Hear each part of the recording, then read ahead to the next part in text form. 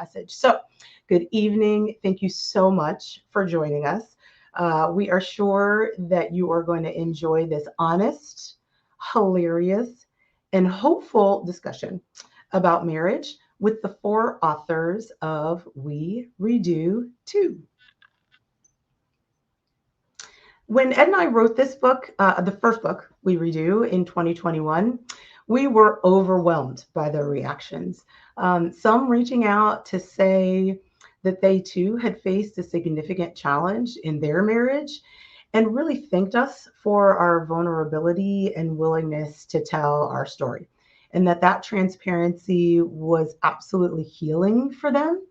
And to be honest, we were really nervous about publishing it, right? Would people judge us? What would people think about what they perceive to be an amazing marriage? But it was a perfect example for us that sometimes you just have to sit back and watch God do what he does best, which is just absolutely show up and show out. Yeah, so since we redo our first book, life has been really sweet. God seems to have put on us to look out for ways to continue to pour into couples. And one such time was when celebrating the 20th year anniversary of our two closest friends, Bryant and Chandra Seaton, authors of the third chapter in We Redo Too. When we were with them in the Dominican Republic in July 2023, it was there, surrounded by our friends and having a ball. It dawned on us that we had some pretty amazing couples with a story to tell. And hence, this is when We Redo 2 was born. So we are so excited. You are going to enjoy tonight's discussion with Erica and Adrice Redmond, Roy and Yolanda Spearman, Bryant and Chandria Seaton, and Ralph, some may know him as Tony, and Sideria Cook. And they have poured their hearts and souls into their stories. And so we invite you to engage with us in comments. Definitely show them some love. If you've got questions as they're talking, please make sure that you put those in the comment section. And then lastly, we would be remiss if we did not mention the wonderful support of our publisher, Denola Burton, who is watching us tonight. Denola is of the Enhanced DNA Publishing group, and getting a book published is no easy feat. She makes it seem easy. She's very helpful, especially when you have something of a situation where you have multiple writers. And Denola's professionalism and guidance was top notch, and we couldn't ask for anything better to help us publish this book. Fantastic. So now allow us to introduce you to our moderators for the evening. We are so excited and just grateful and thrilled to have Jackie and Stefana Bledsoe, who are the founders of Happily Married Couples. They help couples build better marriages and Christ-centered families, which obviously impact all of our communities around the world. So you may have seen the Bledsoes on, so I'm going to read this here. You may have seen the Bledsoes on ABC News, the 700 Club, Moody Radio, the YouVersion Bible app, or through their work with Lifeway Family Life and the Wesleyan Church World Headquarters. Jackie is also a best-selling author and international speaker who has impacted over 140,000 couples with his book. Wow. Oh my gosh, just take that in for just a moment. The 7 Rings of Marriage is the name of his book, and we'll pop that up on the screen here for you all just in just a moment. And his beautiful bride, Stefana, is a speaker and prayer intercessor for women of all ages. And they are the parents of 3 exceptional children with whom they serve other youth and families. And we are going to add them to this stage now. Hello, Bledsoes. Hey, what's up, everybody? Hello. Good to be with you. Awesome to see you. We want to make sure, because they might not shout themselves out, that we shout them out. You can find more information about the Bledsoes at happilymarriedcouples.com. So with that, we're going to get out of here for a moment and let the Bledsoes take over. Awesome. Awesome. Thank you guys. Thanks, Ed and Stacia. We are excited to be here. We are. Yeah, and be the moderators for this live tonight. And we're super excited because we have some really good friends who are the authors of We Redo 2 that we are going to introduce now. So you want to introduce our first couple, babe? Yes. So our first couple are Team Redmond, Idris and Erica Redmond. Hi, Hi, everybody. Hey, Hello, guys. Redmonds. Tell How us a are little bit about you guys, who you are, and then we'll get to the next couple. Perfect. No, we're Team Redmond. We're originally from Flint, Michigan, is where all this started back in 1993 in high school. 10th grade in high school is where this bond was formed. Me begging her in to as my locker mate to be my girlfriend. But no, we're live here in Indianapolis now. We are the parents of 3 wonderful children who are all graduating from somewhere this year, and a bonus child who's attending Cornell University right now in a master's program in chemical engineering. Sorry. So that's me. I'm Idris Redmond, born and raised in Flint, graduate of Albion College and University of Cincinnati. I love athletics, love sports, love my family. I just enjoy life in general. So that's a little bit about me. Love it. Wonderful. So Idris told you all the wonderful family things. I'm a proud mom and even more proud wife. I'm also from Flint, Michigan, as he said, a daughter of 2, the oldest. And I went to the University of Michigan, and also Purdue, and just really proud of the family. I love event planning and just making special experiences for our family. Love it, love it, love it. Thank you, Redmonds. And I just realized that we met in 93 and so did y'all meet in 93. So that's a cool connection right there. Yeah. Absolutely. Love it, love it. All right, let's bring our next couple, our next author to the stage, and that is Roy and Yolanda Spearman. Welcome, Spearmans. Let us know a little bit about yourself. Hey, family, how are you guys doing? So glad to be on here. My name is Roy Spearman. Yolanda's going to be joining me in a moment. It looks like we're having some technical difficulties on the live version, but we'll just do as much as we can here. So, Roy Spearman, I was born in Memphis. I'm the son of Roy Spearman and Helen Spearman. I went to Morehouse, graduated in '96, met this young, wonderful lady right here. We've been married for 28 years. We have 5 children together, and we're currently residing in the Dallas, Texas area. So Love it, love it. And beautiful. I heard, we're going to let Yolanda come in and share as well. Welcome back, Yolanda. Hey, thanks. We are not live.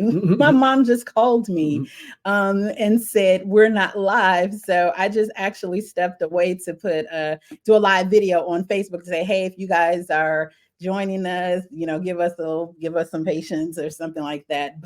But I don't know, maybe we may have to start over. I don't know. But so I am Yolanda from the south side of Chicago.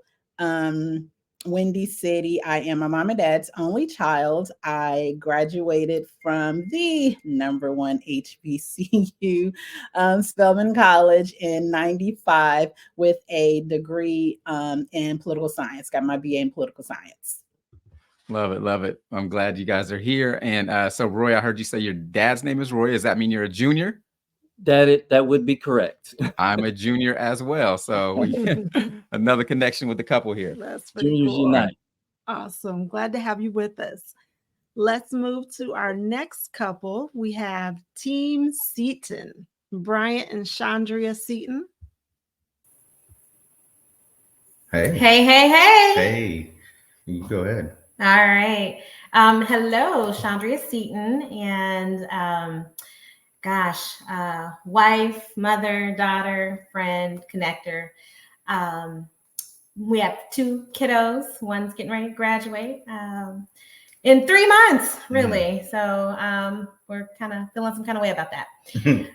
Originally from Macon, Georgia, and I was born and raised went to the highest of 7 hills, Florida Agricultural and Mechanical University.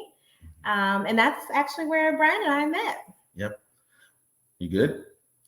Short and sweet. All right. My name is Brian Seaton. I'm originally from San Bernardino, California. Went to Florida A&M, the #1 public HBCU, just to be clear. Right. And Chandra and I met there in 1998. Father of 2 kids, a husband, a son.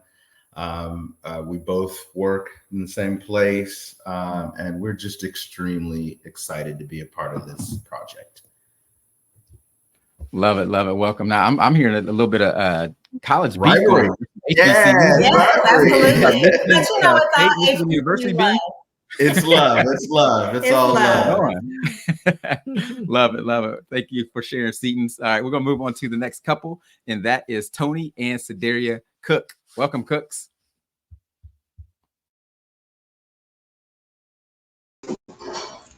We had to get unmuted. Hey, thank you. Thank you for introducing us. Yes, so I am Sedaria Cook, and this is Tony, otherwise known as Ralph on the, sorry, I had to do that. We have been married for 19 years. We made 19 on Valentine's Day. We have 3 children together. So our first child is Naya, she's 24, and our middle child, he's 18, he'll be graduating this year. Ralph, the third, and then our youngest, Kyan, he's 13. So we got a full house and 2 fur babies. From Indiana, but I met Tony for the first time in high school here in Indianapolis. So we ended up linking back up later on in life. So yeah, we didn't hook up back then, but that was purposeful. And so together now, and yeah, our household stays pretty busy. So I went to Indiana University and actually went there twice, one for an undergrad and one for a master's degree. And I'm a psychotherapist, and our household is very supportive of my field and each other in totality. So that's all I got.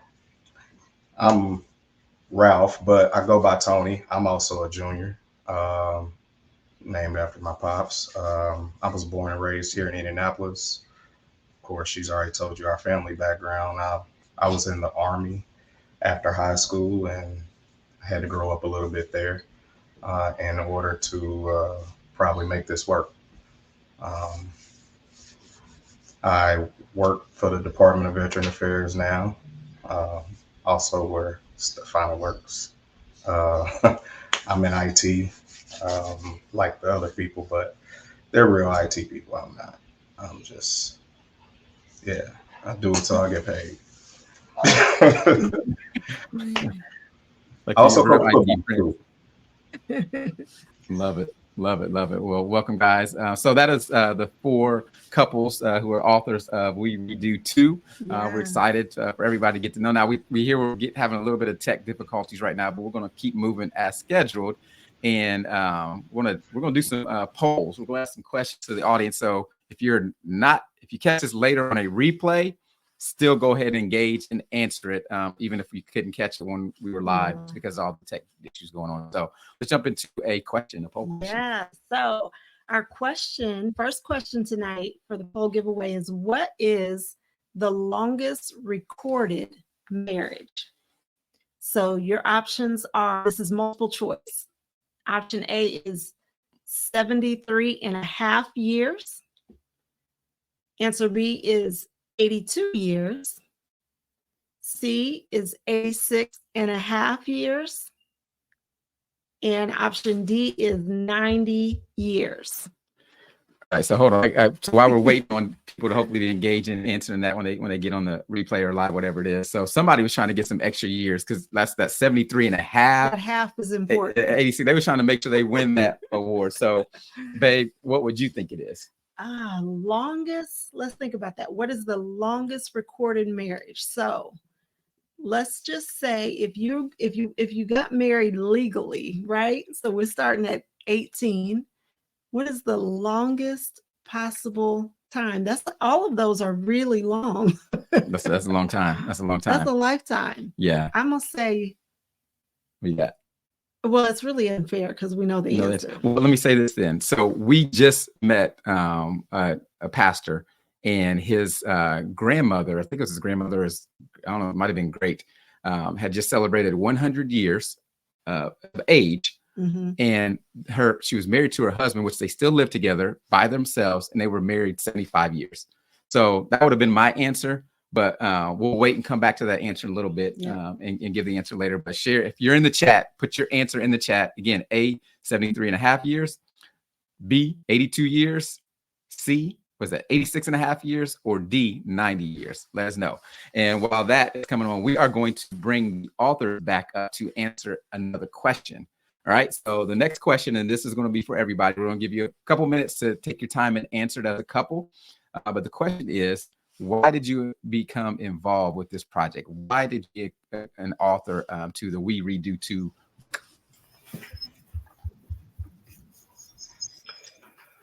Perfect. No, I think so. I guess I'll kick that off if that's good.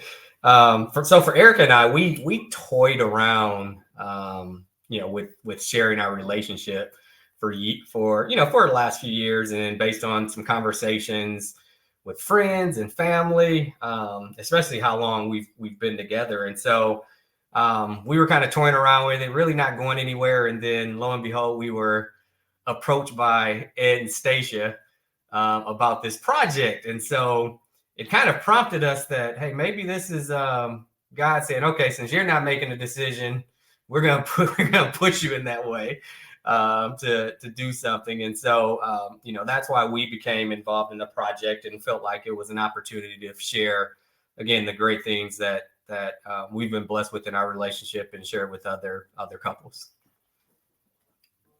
The other thing I would add, I was just going to say, the other thing I would add to that is we just feel like it's important for these stories to be shared. You don't always hear a lot of positivity around marriage, young marriage, Black marriage. And we know that what we have is special, but it's not unique. And so it was really important for us to just embrace our story and be able to share it with others in the hopes that it blesses others. The good, the bad, and the ugly. Love it. Love it. I love that. Thank you, guys. All right. So Spearmans, you're up. Why did you guys get involved with this project? So for me, it was a God mandated, and who's going to argue with God?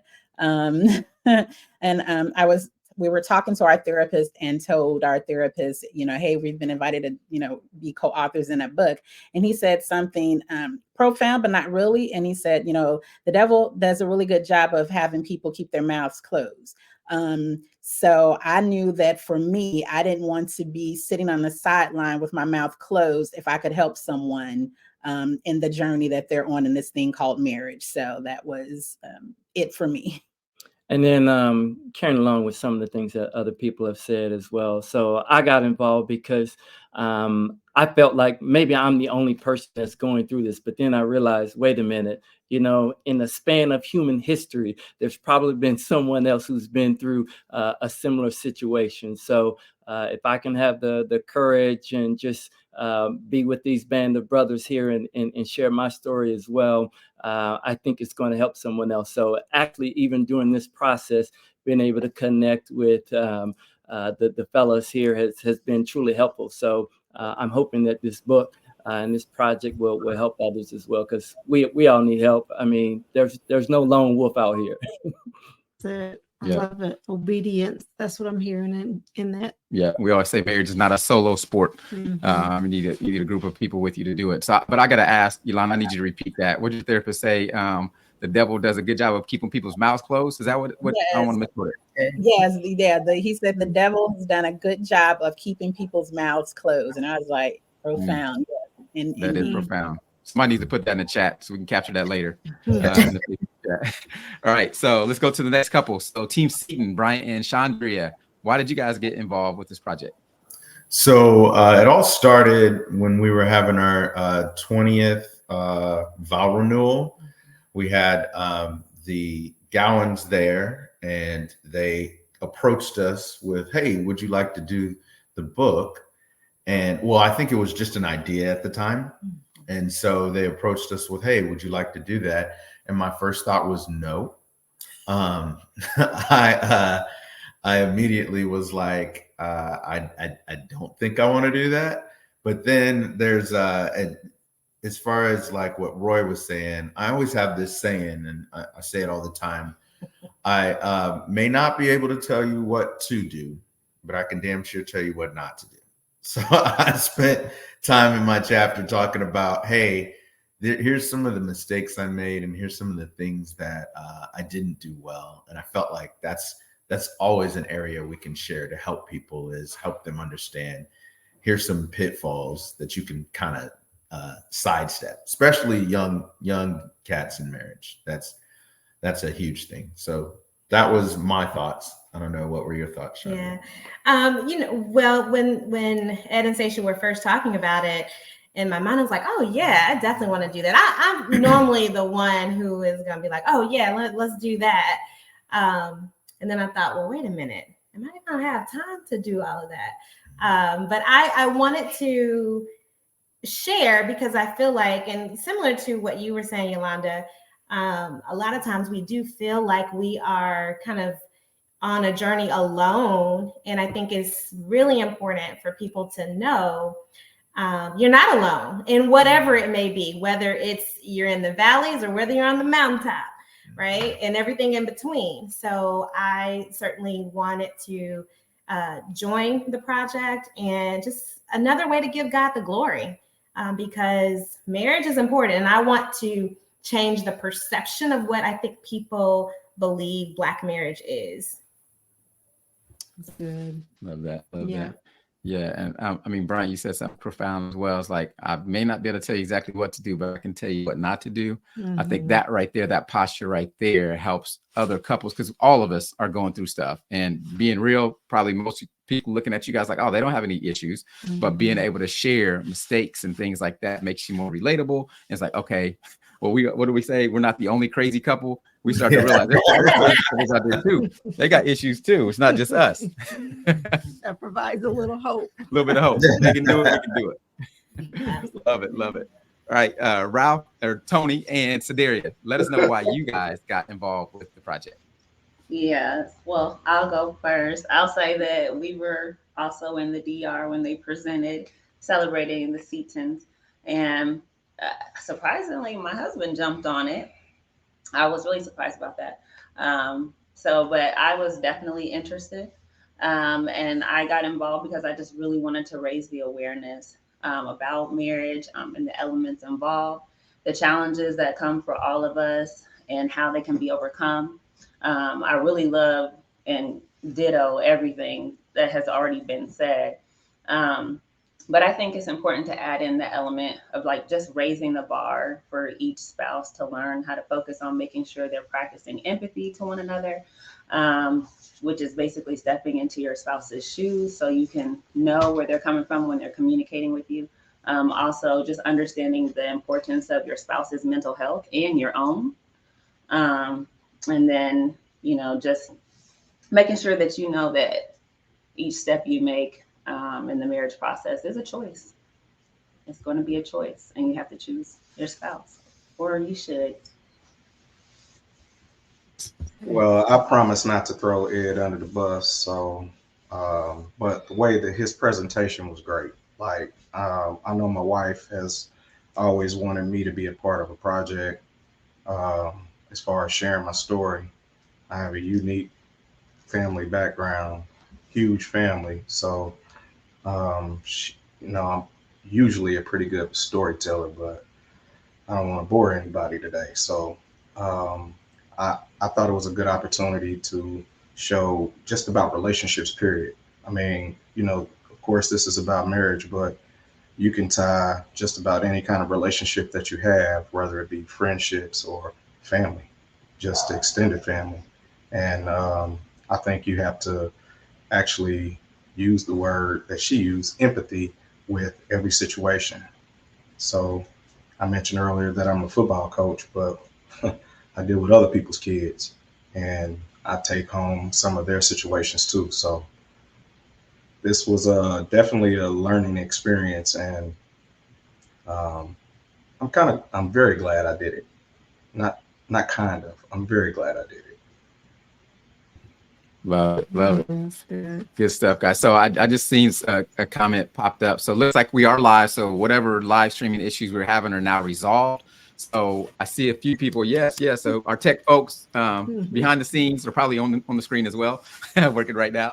But thank you for getting that set up. And I want to highlight a couple comments. Trails or Trailless, I don't know how to say your name, so pardon me if I mess it up. Evan said, yeah, that Black love. So celebrating Black love. Somebody did quote, the devil does a good job of keeping people's mouths closed. I see someone said that forever love. So do us a favor if you're joining us via chat so we know everything's working and you're there. Let us know that you're here. Just give us a shout. Say, hey, tell us who you are and where you're joining us from. We'll give you a shout back later. And of course, keep on talking back to us. I know we all church folks. We like pastors like to be talked back. So the people talking like to be talked back to. So don't be shy. All right. What's the next question, baby? All right. So we're moving on to the next question. We want to know, who would you say, when you decided to get involved with this project, who did you think of needed to be aware, needed to read this, needed to be connected to this this information? Who was the audience? So let's start with Team Cook.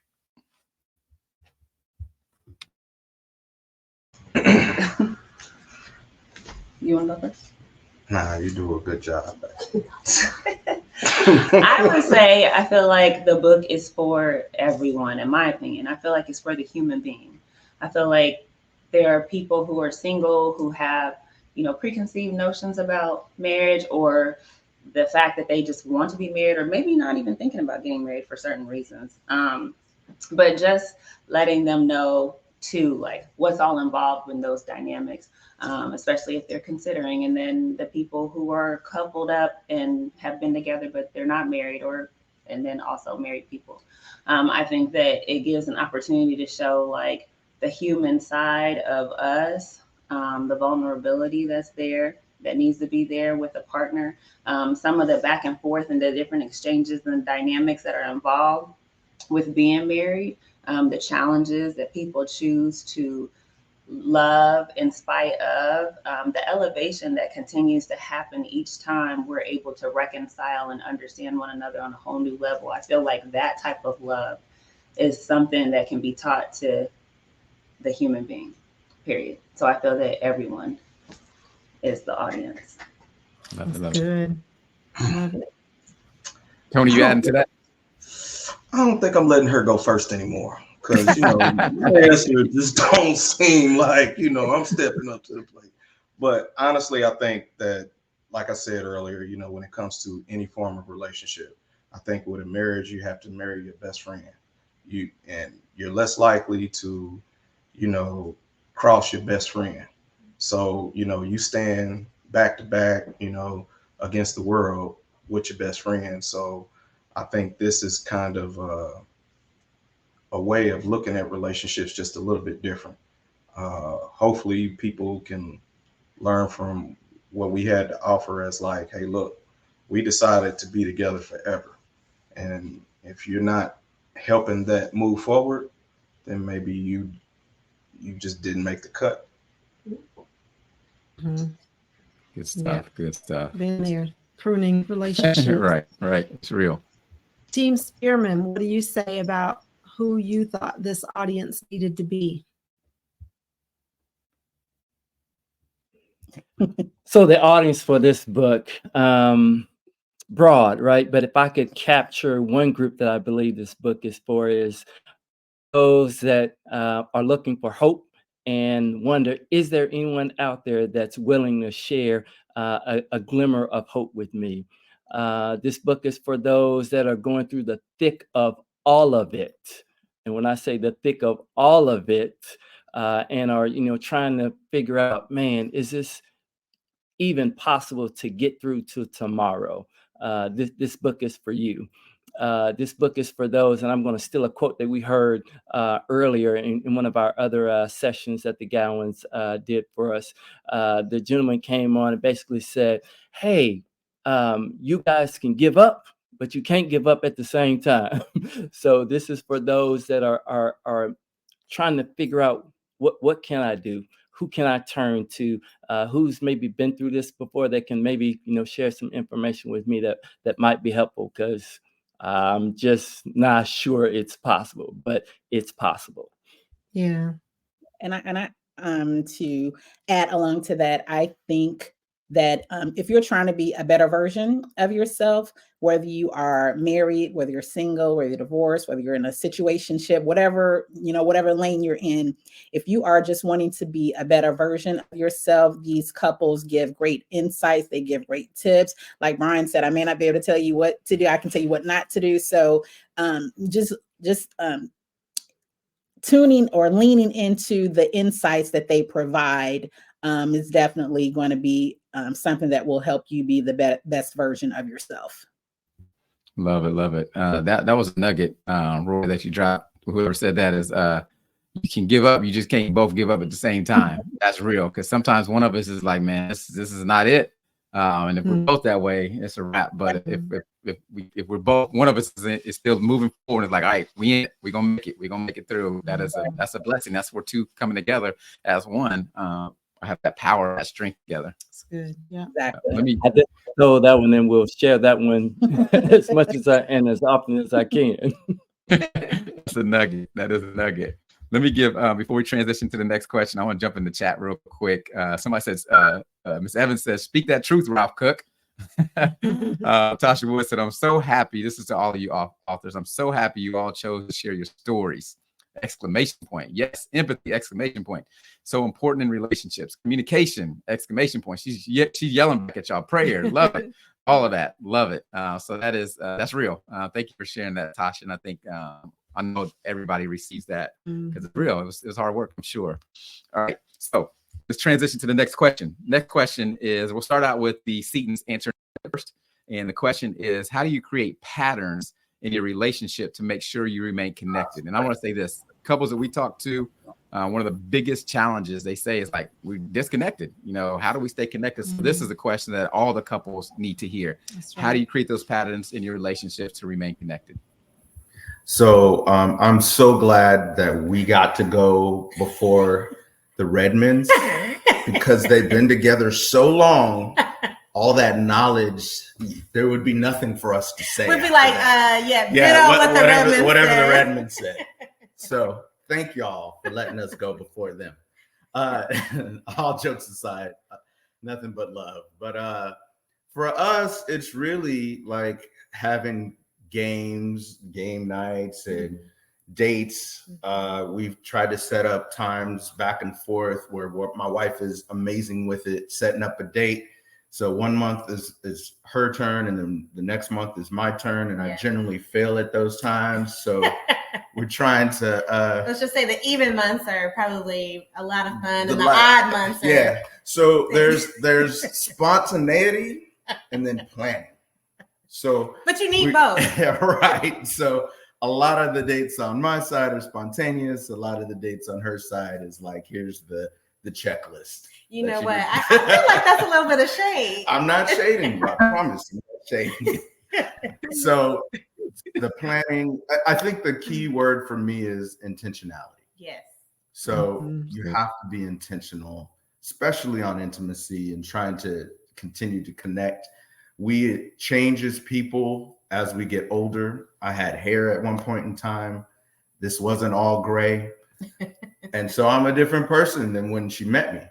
And we have to continue to be make sure that we're engaged in finding out who we are on a constant basis. So absolutely. And to me, I love this. Thank you. I appreciate it. I think you look sexy. Yes, I can't help it. I can't help it. But, you went and rubbed on it and everything. She's rubbing on it and everything, Brian. Y'all will be off screen in just a minute. Just find a room. We got a room. But real quick, in addition to what Brian has said, I also want to make sure that for those that are listening and you have like younger kids, because I even think of the different seasons, you have to also figure out in the intentionality how to make it work for the season that you're in, Mhm. because it's real easy. And it was real easy for us to, kind of put us on the back burner and just do everything around family. Right. So it is real important to make sure you still find time for just the two of you to stay connected. And again, it all is, kind of the theme is intentionality for sure. Love it. Yeah. Good We're stuff. all entering that season when the little people are leaving. So we're looking at Yeah. Yeah. I love y'all shirts, by the way. Those are dope. And Oh, since thank we've you. known y'all for so long, I think we've known y'all longer than we were alive before we met you. It's awesome to Right. see. Right. That is crazy. It's That's awesome to crazy. see you working in what God has given y'all. Yes. I want to say Such it's a been a blessing. blessing. I love Amen. this. Thank you. Seeing you guys We work appreciate that. and what he's Yeah. divined for you guys. So I love it. The light, the energy that I see in both of you as a couple. Yes. Oh, Okay. Love it. Love y'all. Love it. Love We y'all. appreciate Love y'all. that. We appreciate that. All right, Sedens, they probably took all y'all stuff. I'm sure they just said what y'all was going to say. Redmond. I'm sorry, Redmonds. They probably took all y'all stuff. Oh, y'all got to come correct. What do you do to keep the patterns so y'all remain connected? Oh my goodness, the scenes are hilarious. Yes. The first thing I thought about when you asked that question about patterns is what Brian said, intentionality, because the thing with a pattern is if you don't create it, you're going to have a pattern created regardless, good or bad. And so it's easy to fall into patterns of not being intentional and not spending time with one another. So I think what we've done, and we've not always done this consistently or well, but when we are doing it well, what we try to do is create patterns around traditions, I would say, is one of the things. And we talked about this in the book. When we moved here in 2000, Elena was a baby. We did not have family here. And one of the things we wanted to do was spend time with each other, but we didn't trust anybody to watch the baby. We didn't have anybody.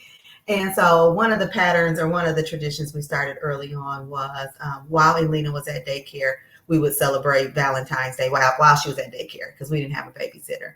And so that was like an annual pattern that we started. Right. Yeah. And we continued for years while the kids were at school. That's how we would celebrate Valentine's Day. And that just became our special time. Even when they were old enough to leave at home and for us to take a date in the evening, it just became our thing. So I think the creating patterns in your relationship is just finding your thing. It doesn't have to be anything so significant as like this big annual thing. Right. It could be something as small as we like to play games too. We play Trouble often. You can hear him popping it from another room, which means it's on and popping. Come on, let's go. Let's play. And I think what I also have, and I don't know if you remember this, it seems like there was times in our relationship where when we were out of sync from just busy going, something would happen. Like someone would get sick or a kid would get sick. Yeah. And next thing you know, we're sitting next to each other, like in the ER with the kid. And we're like, things are out of order.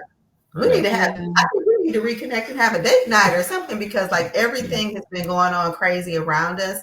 And we've had those big things to kind of reset us to get us into a healthy pattern, because like I said, patterns are going to emerge whether you're intentional about them or not. Yeah. And again, I think, Brian took our thunder a little bit, but that's all right. I've been back. He's mad about something about a football game, but that's okay. Y'all going first next time, Revens. I won't bring that up. But no, you have to be, intentionality is important. And the pattern, again, it doesn't have to be extravagant, right? It can be little simple things that make you go. Like, I know what she likes sometime when she's in the mood. So it's a pattern of, okay, she needs a box of Mike and Ike's right now, right? Because it's just that, or they're pushing the trouble button and say, hey, it's time to play. We've stressed out enough through the day. The kids have stressed out. Now it's time for us to compete a little bit, right? And again, it's also around, you know, when we moved down here, no family or anything. So we had to be very intentional about how we get our time together. So it's Valentine's Day and birthday since we've been down here, right? Those are non-negotiable days, right? Those are days we take off that we're going to take for each other. And so I think that's very important. I love what you said. Both of you mentioned finding your pattern. And I know for Jackie and I, we grew up differently. And so celebrating different things look differently to both of us. So coming into marriage, we didn't really communicate about what that would look like. Right. And I think for somebody watching, that's your story and you are kind of stumbling over how do we, I think we should do it this way. And he thinks we should do it this way. Coming together and finding, like Erica said, your pattern. It doesn't have to be grand. It doesn't have to be, you know, what you see in the movies, but as long as you two are intentional in finding that time, I love that. Yeah. During daycare time, setting aside, being intentional about that time together, because it doesn't have to be super major, but it's intentional. And so that's a word for somebody that like we were. Yeah, and we also try to, right, because we are from out of town and no family here. So we also tried to make sure, like with holidays, right, that can always be a point of contention of where we going, what we doing, who we gonna see. And so like we made, you know, Christmas, that's our time, right? We're gonna split up some of these other holidays, but we're gonna, as a family, this is gonna be our pattern. We're gonna hold this together for us. So again, it's just about being intentional about what's important to you.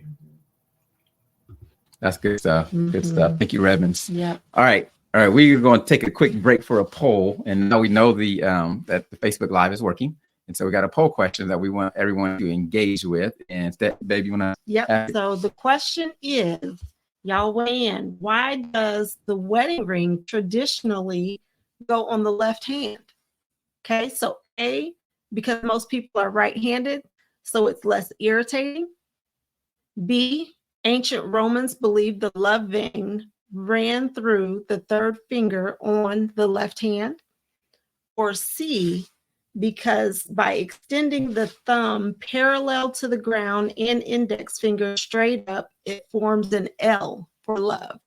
So A, B, or C. All right. So let us hear, if y'all need us to repeat, let us know in the chat. What you got? What, A, B, or C? My guess, let me see these questions again. My guess would have been the first one, because most people are right-handed and it'd be irritating to have it on the left hand. It'd probably be bothersome, but I don't know if that's going to be the right answer or not. So while we're doing that, for those of you who are here early, we asked the earlier question, what's our longest recorded marriage? And that answer was 90 years. And so imagine 90 years. I'm like, man, they was about 105, 125. I don't know how old they were at that time, but that is amazing. Can you imagine living 90 years, let alone being married to someone 90 years? I mean, you finish in each other's sentences, you get on each other's nerves, and in the very next moment, you're good to go. I'm assuming that's how it rolls with the 90-year married couple. All right, so put your answers in the chat for that. And we got another question that we want to talk about. And this is the question that probably many of y'all married folks want to know, as well as how do we stay connected? This is different level stuff. So we're going to ask all the authors. I'll call you guys out by name. So we'll let some other folks go first so nobody steals their thunder. But the question is, how do you maintain a spice and fire in your physical connection as man and wife? So basically, how do you keep it hot? How do you keep those things going in the bedroom? All right. Is that the question? Or did I just add something to it? It's a great question. It's a great question. All right. So it's a great question. We got some great answers. We are going to start with the Spearmans. So Spearmans, come on back up and let us know your answer to that question. Okay. So this is probably the part. This is part of the conversation where our older kids just excuse themselves from this live. They're like, don't want to hear him. Not again. So as hard as it may seem, and as hard as it may be to believe, I am going through this wonderful season that no one told me about. I like to call it the why wasn't I told. When I was younger, all I heard was, I'm having a big one and I'm getting hot, and that was it. But there's so many other things that, go on with it. So I am learning. I've even told Roy, babe, we've got to, do some things differently. So making sure that we're intentional, making sure that we're deliberate, and making sure that we speak one another's love language. Roy his love language is affirmations. And so I have been learning the skill of texting, just to give him some words of affirmation and let him know that I love you, I need you, I want you, and things like that. So speak one another's love language, being intentional and being deliberate, like going on vacations and all that good stuff, minus the kids. That intentionality definitely helps. So from my standpoint, I know that Yolanda loves like little small things. It doesn't have to be anything grand or big. So if I'm in the store and I pick up some ice cream or a Snicker bar and kind of bring that home too, but all the while as well during the course of the day, letting her know that I'm thinking about her, send her a text message, send her a picture of her that lets her know that I'm thinking about how good she looks or whatever, because she'll say, I don't take good pictures. I was like, babe, yes, you do. Yes, you do. And I got a few of them right here. Let me show you the ones that I like. I got them in my favorites. So sharing those things throughout the course of the day, sometimes it's just a rub or a touch, just to let you know, hey, I'm thinking about you. And then hopefully later on, there's some magic that happens. And even if it doesn't, hey, you just try again tomorrow. Love it. Cute. Love that. I've heard someone say sex starts in the morning. And so what you do when you wake up throughout the rest of that day is probably going to dictate what happens later on when it's time to lay down, either to sleep or to do something before sleep. Someone that Roy was a pastor told Roy many moons ago that you got to water that. What is that? You got to water that garden. You can water the garden and start watering it early. So yeah, most definitely. Good. Love it, love it. I love that answer. All right, guys, who we got next? We just had the Spearmans on. Answering that question. Now we are going to bring up Tony and Sedaria, the cooks. Okay, I'm going first this time. Now, as far as the fire in the bedroom, I think it started before that.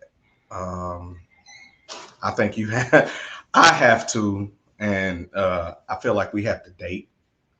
We have to find different ways to do it. I mean, one of our favorite movies is Four Christmases, and at the beginning they do like a little role playing. I don't think I'd be good at that because I probably laugh a little bit and give up the thing. But I think that's just having fun.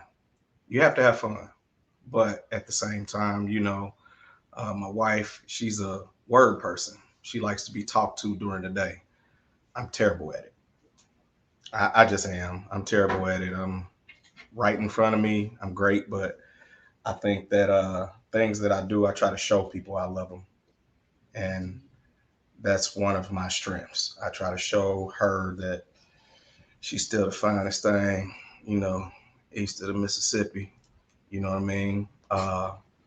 And to me, the world. But that's just one of the ways. We have to date. We got a vacation.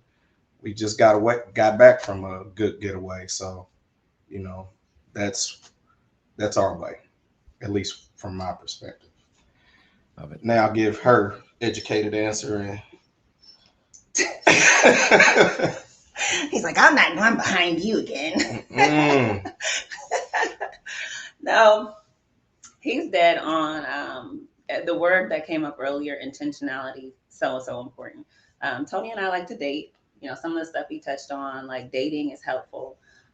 Traveling together, even when we're planning dates at home as well. But also like really having the opportunity to get with one another and kind of remember the things that you fell in love with that person for. Sometimes I see the father, the partner, all that, and it's kind of like, there's so many different roles that a spouse can play, right? And so whenever I get to see him in other elements, sometimes I'm like, no, that's the cook. Yeah, okay, there he is. He's still here. And as married people, we have to do that. We have to know how to re-engage and bring back the feelings that we had from the very beginning. But if you can keep it there and keep it rotating on a regular basis, I think that's so important. So we do. It's important family time. It's important couples time. Working out and, taking care of ourselves. That adds to your libido, your health, your attraction for one another. So spending time with one another, being active, and then him learning that I do like romance. So some things we continue to work on, but sometimes when you work together, you're able to create the type of magic, as Roy said, that can come from both people putting their combination of what can you call it? I guess strengths together in that particular regard. Yeah. I love what you said when you getting that magic, like referring to that magic, something magical that happens when we connect on that level. It's the best thing since Michael Jordan comeback, man. Man, let me hold on. I want to jump in the chat real quick. Somebody in the chat said them cooks do get them date nights, date weekends, and vacations in. So shout out to them. The model for that. It's crucial. It's crucial. Love it. Thank you guys for sharing. All right, so we got two couples next. And do we go with the Revens or the Seasons? So this time we're gonna go with the Revens first, so y'all don't. So the Seasons don't come and steal your shine. Let us know how you guys keep it spicy. We taking all the shine this time, Season. So. No, I agree with everything other couples said. Yeah, you have to be intentional about it. And what I've learned is that over time, in a long-term relationship, right, it changes as well, right? And so you have to be open to what those changes are and how they impact your relationship. So the intentionality is great, but there has to be some spontaneity to it as well, right? There are times when you go look at your wife go look at you, and like you gotta be like, okay, it's going down, right? And that's okay, right? That's okay. That keeps things going a certain way. That keeps that fire burning. So the intentionality is absolutely there, but that spontaneity is, I'm telling you, it's something about it that you're in the car together, you give each other that look, and it's like, okay, it's about to go down. I'm good. So I think that's important. Don't lose. I mean, a lot of time as you get into your relationship, right, you get into these routines of how things should happen and how things and that's okay. But don't forget that you started dating, you started loving each other for a reason. And some of that was that spontaneity, that seeing her, that smile, that dress, whatever it may be. So don't lose that aspect of your relationship to keep the fire going. I think when you think about maintaining the spice and the fire, it also is like listening to what your spouse needs. So like Idris, and maybe a lot of men are like this, I don't know, but like when I take the first move, right? And so I know that goes a long way. And then when you're with somebody, like you said, for as long as we've been together, why are you staring at me like that? When you're with somebody for as long. Look? Wait, is that the look? What's going on? My man, Jackie, my man. I know sometimes people may fear, like, do you get tired of that person, or does it get boring? So I am always telling Idris that I haven't even showed him everything I got up my sleeve yet. Like, I'm like, you think I done did everything? I haven't even done everything. There's more. I got you waiting. Right. And he's like, what else? I'm like, I'm just holding out. I give you little by little. And so now I joke with him like that. But the other thing I'll just say is sometimes it's being vulnerable and stepping out your comfort zone. I remember one of my sorority sisters who had been married for a really long time. I ran into her in the mall, and she was like, you need to go to Victoria's Secret, and you need to go get this, and you need to keep it spicy for your husband. She was like, don't ever let the fire die. And I was telling Idris, he was like, so did you go over to Victoria's Secret and grab some things? I was like, I guess I will. So sometimes you don't think about doing that. And I know he's very visual. Men sometimes are visual. You got to put yourself out there. And I know that sometimes as women, our bodies change, how we feel about things change. And so you may not be feeling the sexiest. You may not be feeling like you look good in that, whatever, the negligee. But we think she does. But yes, right. And so sometimes you have to like look past yourself, and that's helpful for you too, to be reminded that you still, you still do command your husband's attention in that way. So yes. Yeah. And then for him, I love that he has now like the discipline of his health, and I mean, yeah, I mean, that does it. Like seeing somebody who can set their mind to something and do it, and set goals and achieve them. And so, like they said, sex begins before you get into the bedroom, but it also is all the things around it, just being kind and loving, and just doing a few things out of the ordinary, keeping it spontaneous. And this goes to the fellas too. Listen, like, stop coming to bed with gym shorts on all the time and just a t-shirt or something like that. Like, just like you want your wife to do certain things, like you gotta add some spice to it too, and change how you look and smell when you hop in the bed. So I gotta ask the question that I think everybody's asking right now. Idris, when she says she's got some stuff in her bag that you don't know about, what did you think in that moment? I can't wait to go into that bag again here soon.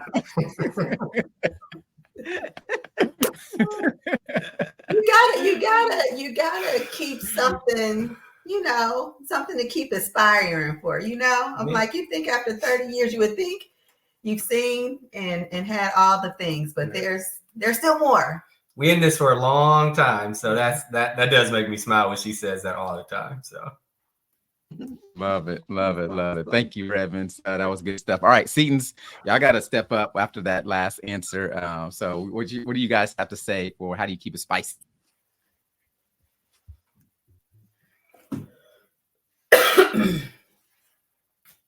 All right, so while we're waiting to Setons be coming back to the stage, I want to address a comment. Someone said, wondering, what do we ask questions, or we just ask questions? Yes, shoot your questions in the chat, and then we will address the questions later after we go through some of these questions that we've already planned to ask. So go ahead, shoot whatever questions you have, and we'll get as many as we can before we close out tonight. So Setons, what you guys going to say about that question? Yes, man.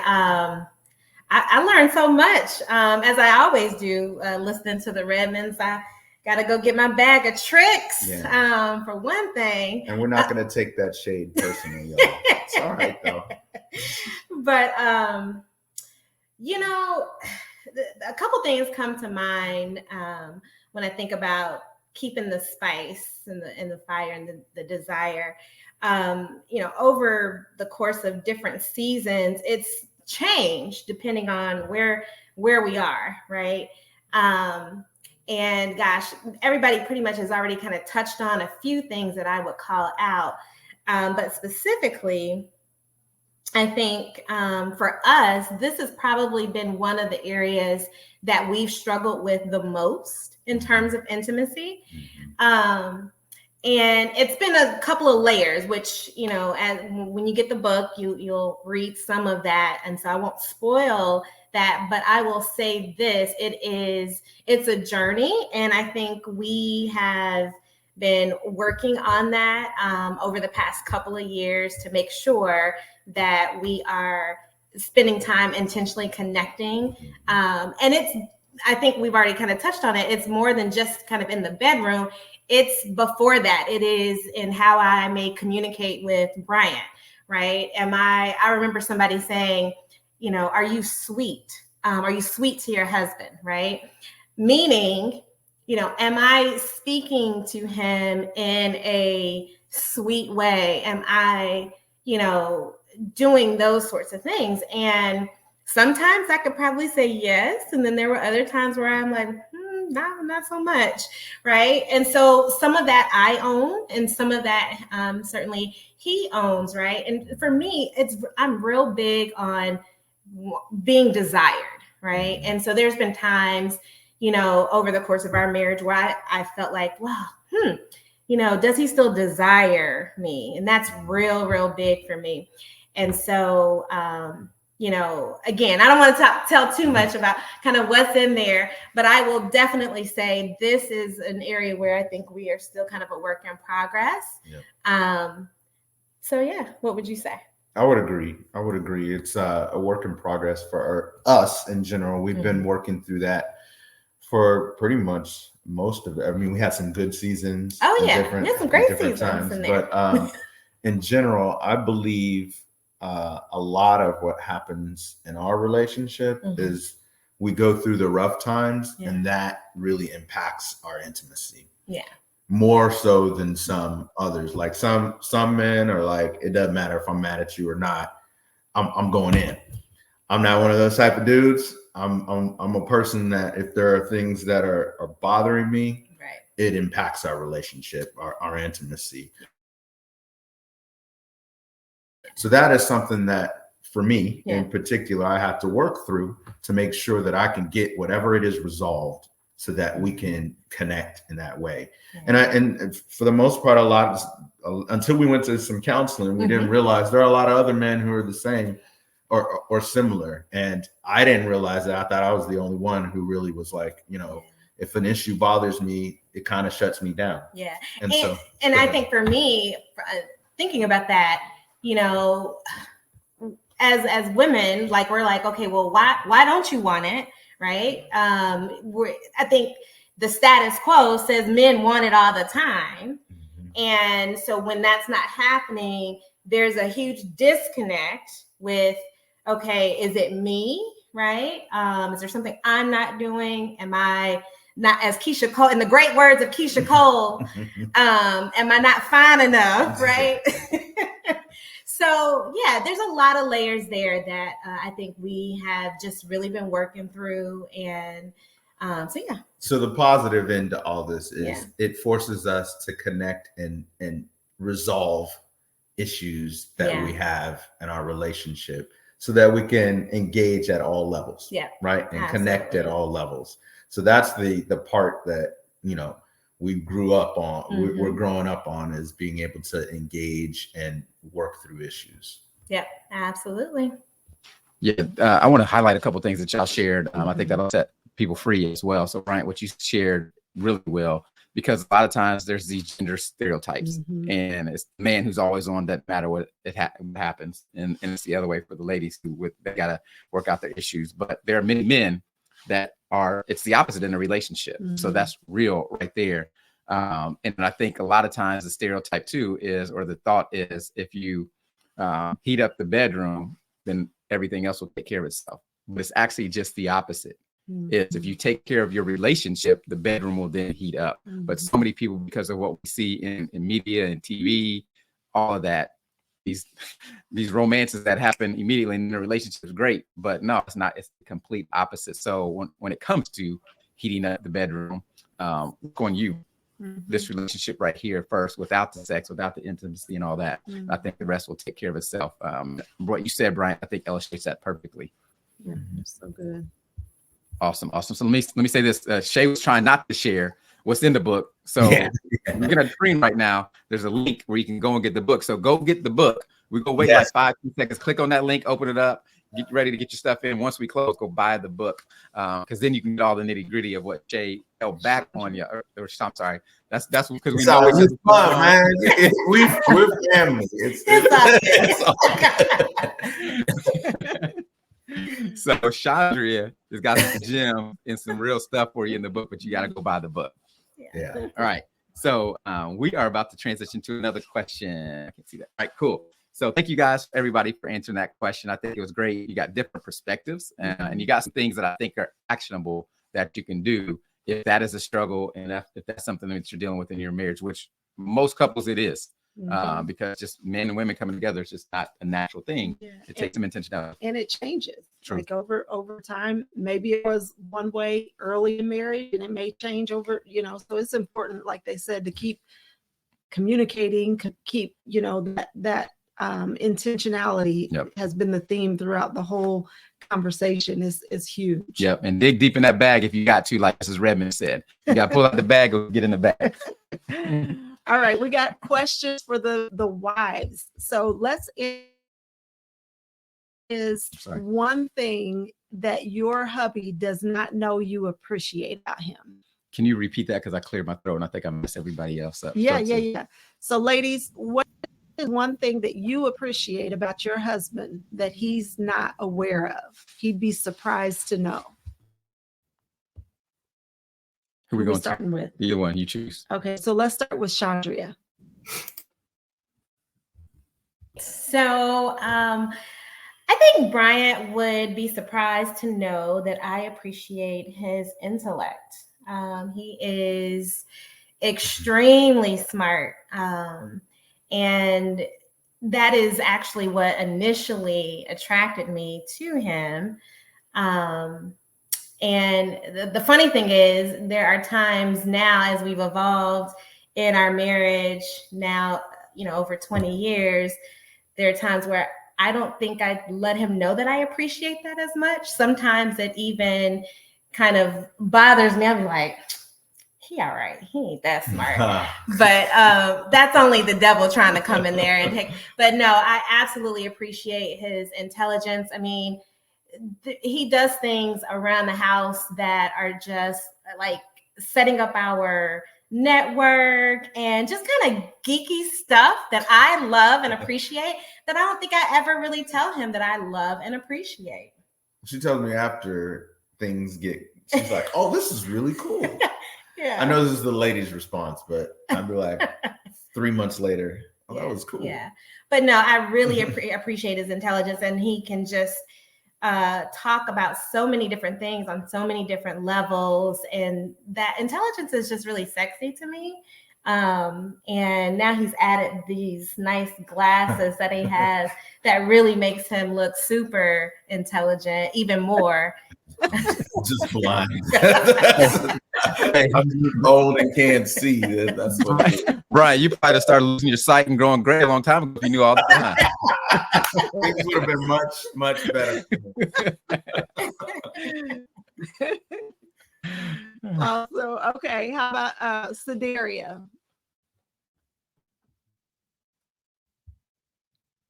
Okay, I had to unmute myself. That was funny. Okay, so I wrote down 3 things so I could keep them on my mind. But I think that one, I don't say enough acts of service. That's definitely a love language of my husband's, and he teaches me a lot with that. So I don't think that I very much so tell him that. So definitely his acts of service. Second thing is similar to Chandria's. There's definitely some weird genius. I wouldn't say it's all IT related, but it is. Probably wish it was. No, some of it is, and then some of it is more so like sports knowledge and Black history and stuff like that. So it's just kind of very surprising. I appreciate that. Oh, politics. He always knows like what's going on. And I love that about him. It's so strange because there's other things that doesn't seem to stick like that. So yeah, weird genius is what I would say. Backhanded compliment. And the last thing is, I don't think I've ever told Tony this, but I have to admit, he treats me like a queen. Yes, he does. There's no one in my life, I think, that could deny that. Tony treats me like a queen. I know that, and I love it, and I appreciate it. Yeah, I have to get that. That's beautiful. Love that. Awesome. Okay. This lady did that. My bad. Yes, we're trying to cut in. I'm trying. You're doing a watch. Yolanda, what would your husband be surprised to know you appreciate about him? Where we are, Mike has been muted, and so we're just looking at all the interactions of our brothers and sisters, and we're just loving it. Tony just scooted right on over. So I would definitely have to say Roy may be surprised that I really appreciate his patience with me. When we first got married and we moved to Indianapolis, he took me to Rick's Boatyard Cafe. And you know the saying, you can take the girl out the hood, but you can't take the hood out the girl. We sat down, got the menu, and there was no fried shrimp on the menu anywhere. And I was like, what? No fried shrimp? Only grill? Like, we got to go. Now that was when we first got married. He has definitely been patient with me, and then just opening up my eyes to adventures, just trying new things and doing new things. And so I don't think that I have told him that often or even enough that I appreciate his patience, because his patience teaches me patience with our younger kids. So I appreciate that. Oh, baby girl. Aw. This is one of my favorite questions because it's like, how often do we get the time to slow down and appreciate each other, share the things that we don't hear often about our appreciation for each other? So keeping it rolling. Erica Redmond, what do you appreciate about your hubby that he'd be surprised to know? Two things come to mind. One, Idris is really reflective. So, what I mean by that is, like if we have an argument or a disagreement or something, Idris is always the first one to come back and say, here's where I think I went wrong, or here's where I think we went wrong, and I apologize. And I appreciate that. I appreciate that a lot. That he's just always looking to make things okay between the two of us. And so I appreciate that. And, so I don't know if I've said that or I say it enough. The other thing that I appreciate about you that you do know is Idris mean what he says and says what he means. He's like consistent. Like he is like stable. Like he is a man amongst men. I'm serious. Like if you say you're going to do something, you're going to do it. You're just consistent, and you're not wishy-washy about things. And that's important to me. So I appreciate that. He's not double-minded. I never have to worry. If he says he's going to do it, he's going to do it. If he says he's not going to do it, he ain't going to do it. But at least I know. So those are the things I appreciate about him. Two of the things. Aww, love it. Love it. So good. Good stuff. You got anything to wrap up with the ladies?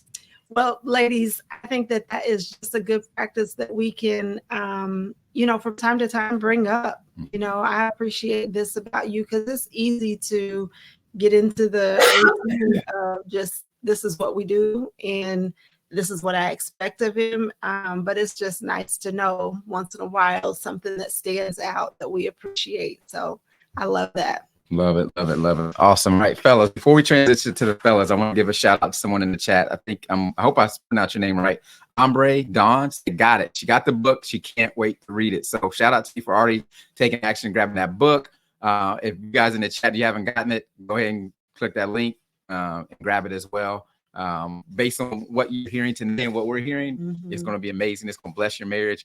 And I'm going to go ahead and put this extra plug in there. Buy an extra copy and give it to somebody else because somebody else that needs it as well. All right. So let's transition to the fellas. Fellas, I got a question for you.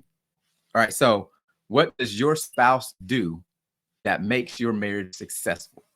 So what does your spouse do that makes your marriage a success? And what's your wife do? And we will start out with Tony.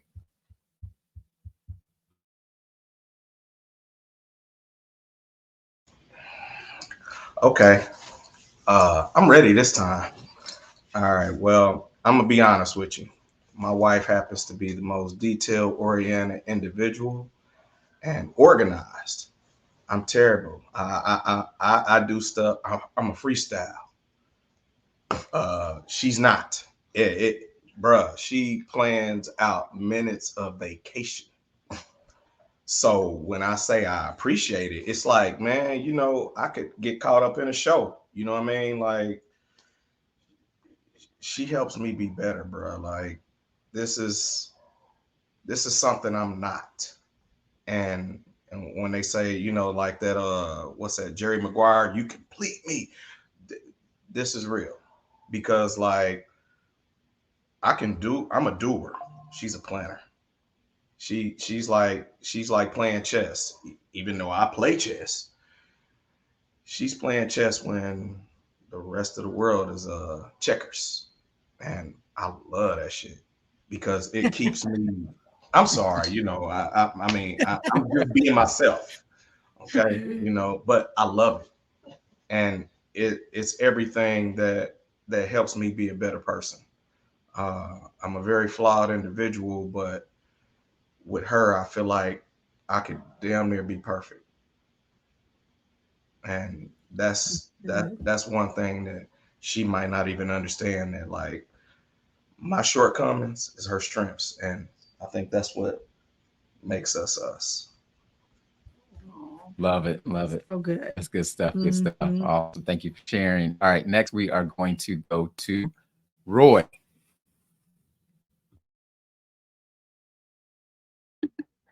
So your question was, what does your wife do that makes the marriage work? Success. What does your wife do that makes your marriage a success? A success, even better. So the one thing that Yolanda does that makes our marriage a success is she wants to talk.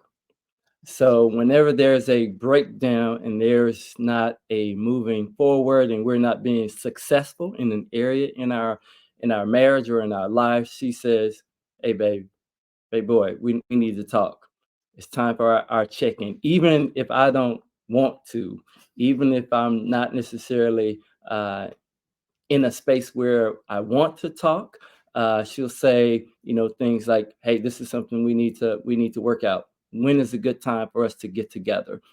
So having the tenacity, not to necessarily just let things go, but we got to figure this thing out, is the position that she often comes with. So that ability to want to talk, to ask the right questions, the deeper questions to kind of get us through and help us kind of understand each other. And it was her prompting as well that pushed us into going into counseling as well, because I was like, we good, we can figure this out. But no, we could. So I think that is the one thing that I'm grateful for, that she's been able to do that to help us be successful. Love But it. otherwise, stuck. Like, Love it. Love it. Love it. I want to highlight, before we go to the next husband, a couple things. Someone mentioned therapy earlier. Someone mentioned you just mentioned counselor right now. There's been a stigma in that area. Like, okay, if we can't go to marriage counseling, we can't go to this, that means something's wrong with us. Well, something is wrong with all of us. But it's a healthy practice to get that in your marriage. And so I'm glad that you guys brought that up. So it frees someone to say, okay, we do need to get help. Sometimes you need that extra help, that professional help.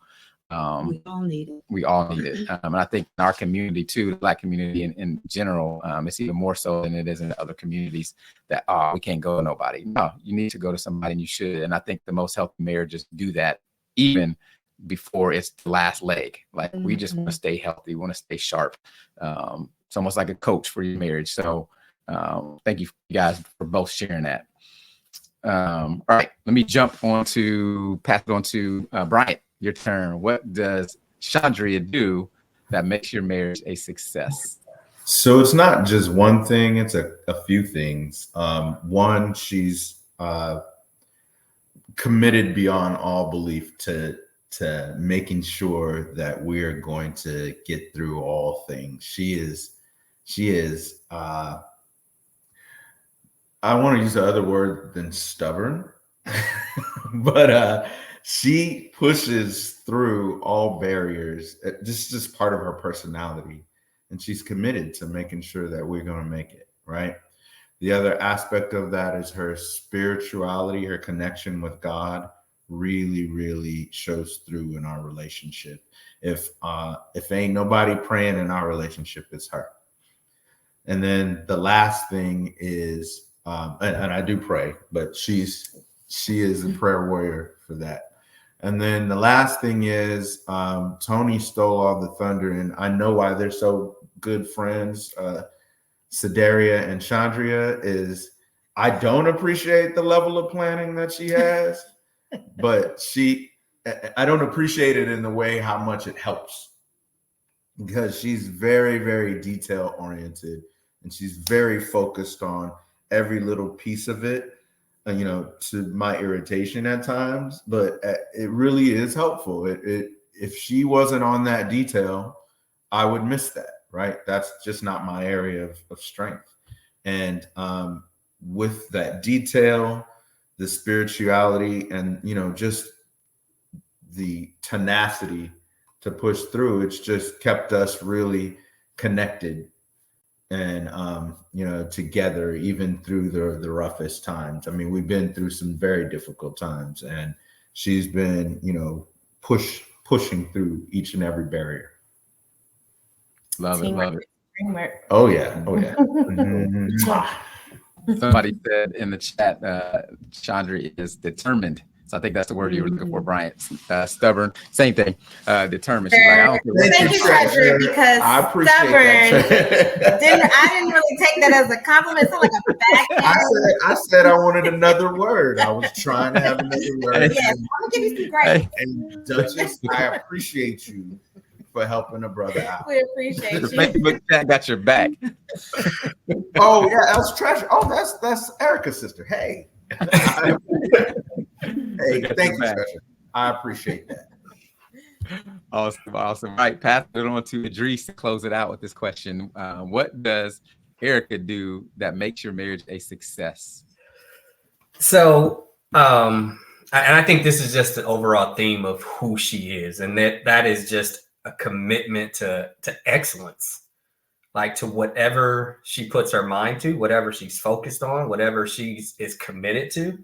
Like there's a level of excellence that she's going to demand from me, from our kids, from our relationship.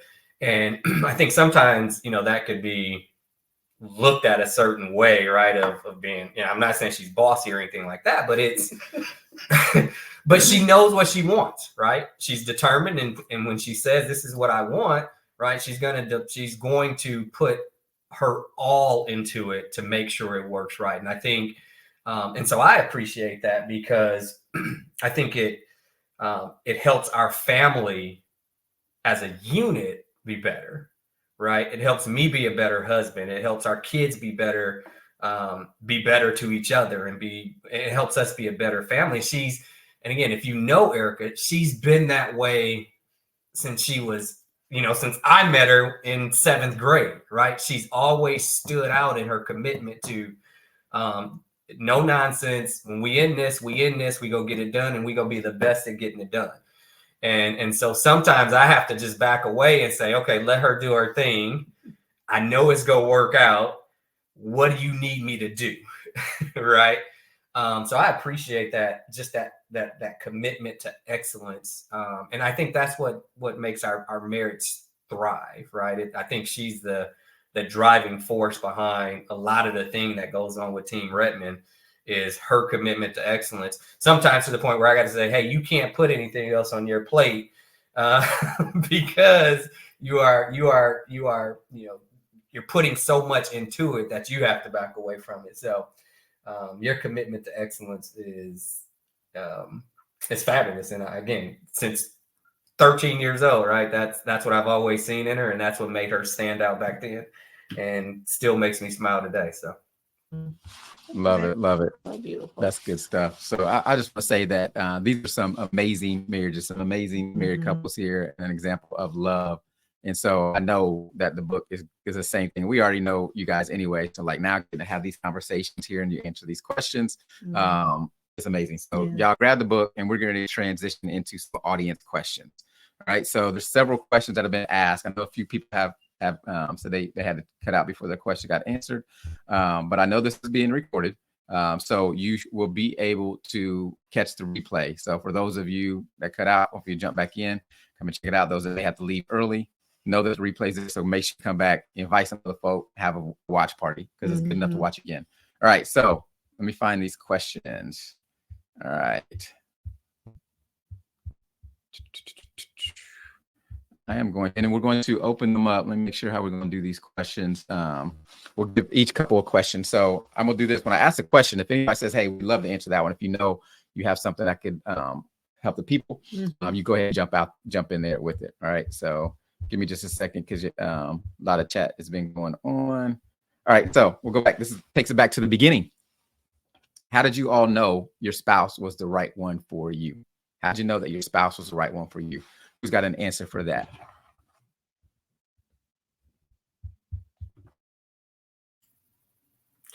Listen, I have an answer here, but I was 13 when I met my spouse, right? Um, so I can't say that I knew she was ultimately going to be my wife, but I knew that she was special, right? And that she made me want to rock a little bit different, in middle school, high school, to be with her. And as we developed into the relationship and grew into our relationship, I'm like, yeah, that's the one for me. But to me, it was a understanding of what I wanted and what I needed out of a person, and she showed that again at a very young age, and so to me that was like that's what made me, what made it clear to me that like this is the person or person that I wanted to be with. Yeah, I would add to that. Like Idris said, we met in 7th grade, so we were like 12. Right. No one knows at Right. 12 much about anything in life. And so I would say, as we dated in high school and through college, I loved Idris, and I appreciated what he brought out of me, and how he took care of me, how I took care of him, and I wasn't interested in seeing if there was something better. I was content with the relationship that I had in front of me. But what I will say is, I feel like the love that I have for Idris, like the answer to this question has continued to evolve the amount of time that we've been together, just based off of lived experiences, like going through different difficult times, supporting each other through significant losses, supporting each other through just difficult things that come into a marriage, and supporting each other in ways that sometimes you don't know you need to be supported. And so your love and your, I guess, reaffirmation that this is the person that God has for me there continues to be other reasons added to it as time goes on. As you'll see if you read the book, I did not know that he was intended to be my husband. I was trying to break up after high school because I thought that's what you're supposed to do. So I can't say that I knew that he would be my husband. But I guess I was very much of the mindset, it's not broken. So let's just keep going and see what this evolves into, and not be curious looking for the next best thing when I have the best thing right here in front of me. So. Love it. That's awesome. I hear some consistency over time, and that yeah, y'all met at 13. You really know what's going on, but there was things that little signs that both of you sounds like did or shared over time, and those were added up, and it was consistent at 13. That it is. I'm gonna say y'all's age right now, but y'all, whatever y'all are right now, it's been consistent. So I love that. So I think that is something for someone who is looking. It's like, okay, you ain't gonna know at 13 right then, but consistency over time and how they love you and treat you and vice versa, I think will start to reveal itself. It's kind of like sifting. Yeah, good stuff. So next audience question we have for you all is, how do you handle unbalanced intimacy? One's drive is higher than the others. Cook? We got Team Cook. All right. I start. One, be comfortable with the truth. The truth ain't always what you want to hear. If there's things about that you can change, what effort are you going to do to change it? Or are you going to step up in other ways? You have to find some kind of way to turn that corner. If you can't turn the corner, then you're gonna have to get creative. You have to want to do it, and if you can't step up in the way that your spouse wants you to, then you better make up for it in other ways. Because if not, chances are somebody else is trying to fill that shoe. And if you're not willing to do what it takes, you might not be happy with the result. But communication, an open line, truthful, and the truth can hurt because it ain't always easy. But just be happy with the fact that at least you're getting the truth. It's good stuff. Yeah, we Sadira, did you want to add anything to that? He actually said that pretty clearly. I love it. I love it. Yeah. We call what you said, Tony, truth and love. Truth and love talks where, you know, sometimes that truth is hurtful, it's hard, but we're delivering it in love and that's where that trust of your spouse, you know, I know she loves me and vice versa. So this hard truth is out of love and not intended to harm. So, but you got to have those conversations. That's good stuff. Yeah. My dad used to say, like, if you're not, be careful of the question you ask, because the truth, it's like raindrops. It falls on whoever the heck it wants to. And if you ain't prepared, it can crush you. Mm-hmm. But just understand, at least it's the truth. That's real. That's real. Good stuff. Good stuff. All right. Another audience question. And so let me read this one. Have any of you suffered any tragedies during your marriage, like a loss of a child, a parent, siblings, or dealing with paralysis, cancer, terminal illness? This is a deep question. Parent having to live with you. How did you handle something like that? I'm sorry, go ahead. Oh, you sure? Yeah. Go ahead, Spearmans. We'll let Spearmans jump in there real quick. Oh, okay.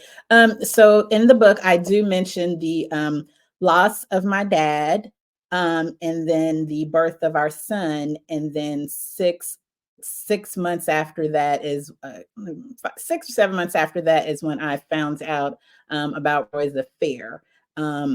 So that was dad loss, birth, and hormones all over the place. How I dealt with it is my foundation.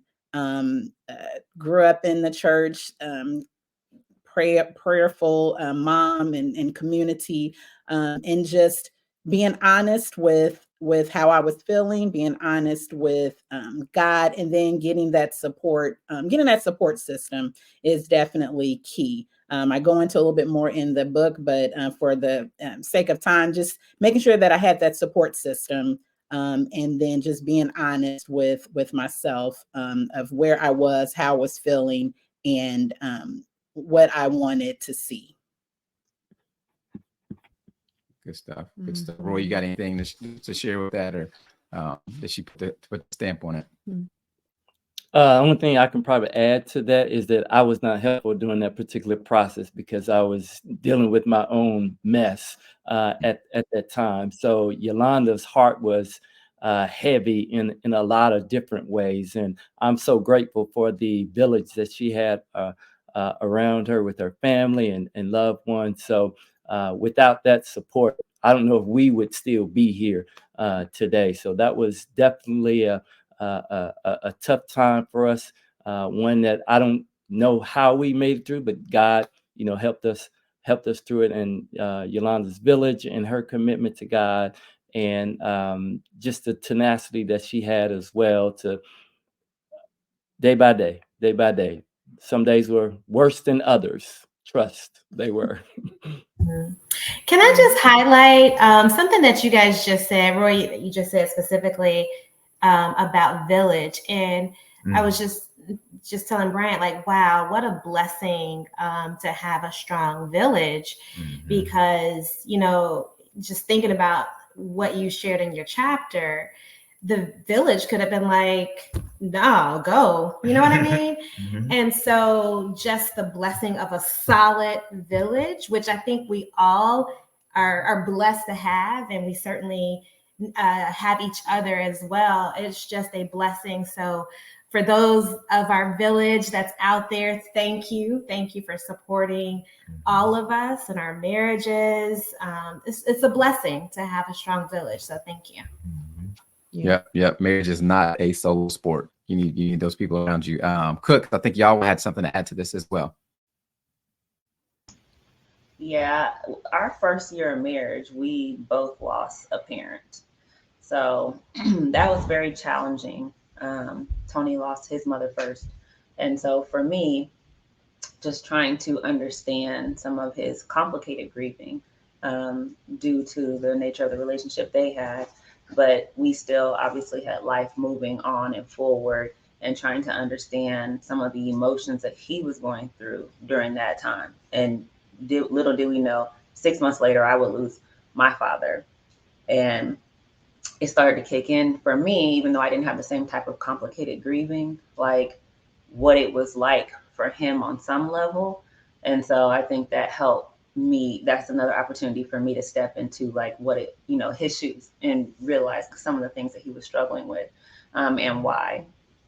So I say that during this time, like especially if you're new marriages, there's things you're gonna go through that you're definitely gonna be, as long as you prayerfully continue on in your rapport, you're gonna get years down the line and look back and reflect. But while you're in it, I think it's just important to stay committed and also open. And then once again, my favorite word, empathetic, to your partner so that you make sure you're treating them well, because that can be challenging if you don't understand certain things about them, but you're also having a hard time hearing them, especially during traumatic times. Yeah. Good. That points back to our communication in all areas, like not just speaking, but listening, hearing each other.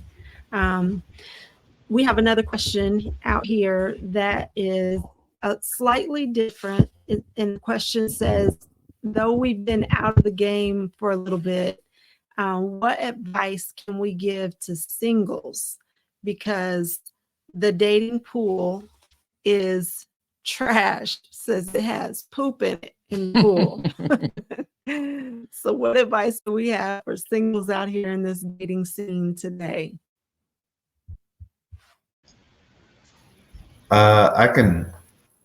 The thing that I would bring up, at least for men, is to be a whole person.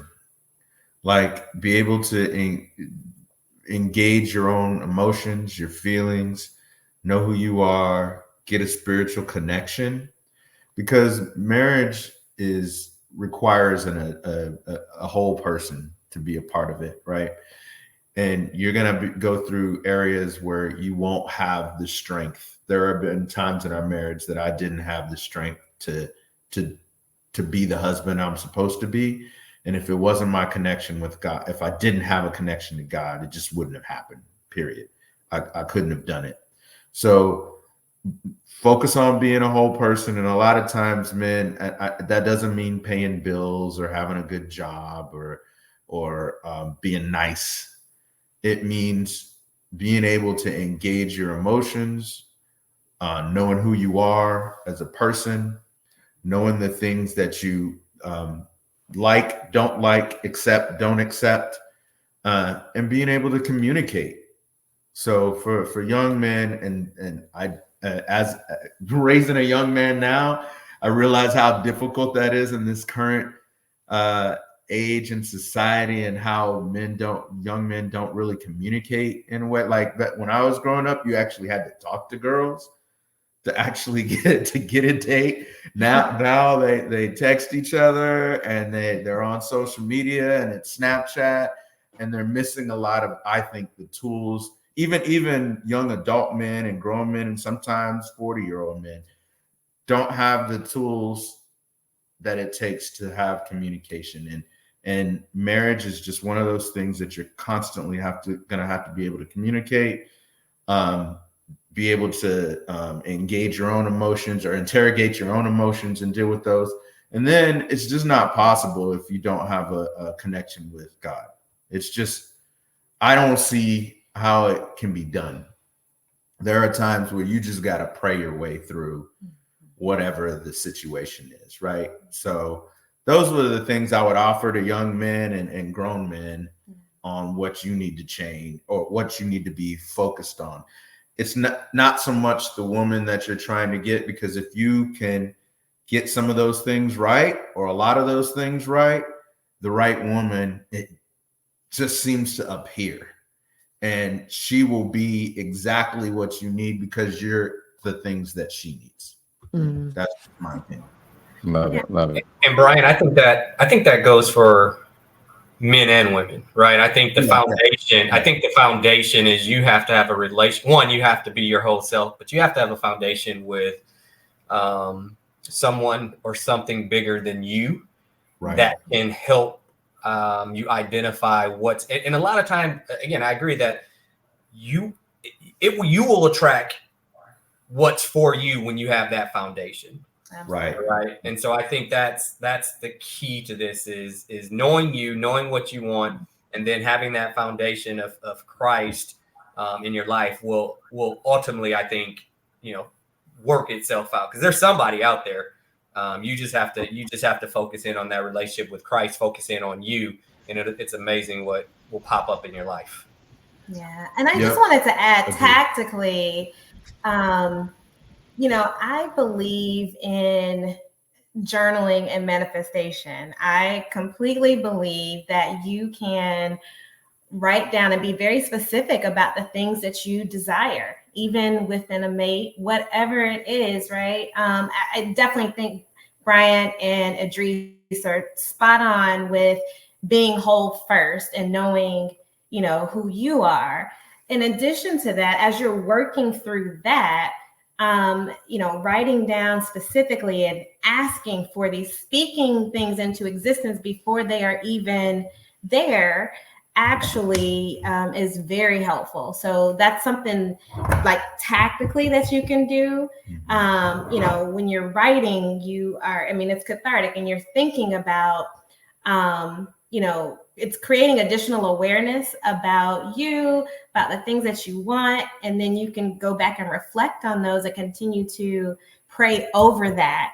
And listen, God's timing is always the best timing, right? And so if you are currently single and you are, entertaining different situations at the moment, and you're seeing poop, right?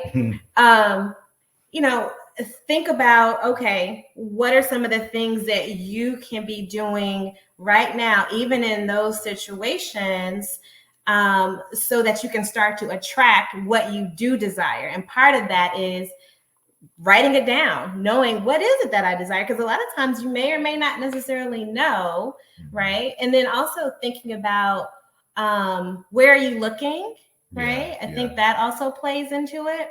So I think it's a couple of different things that really addresses that concern. But my prayers, and it's okay too to be single. Let me also state that, right? Okay. And I know you're probably thinking, oh, well, but you've been married 20 plus years, right?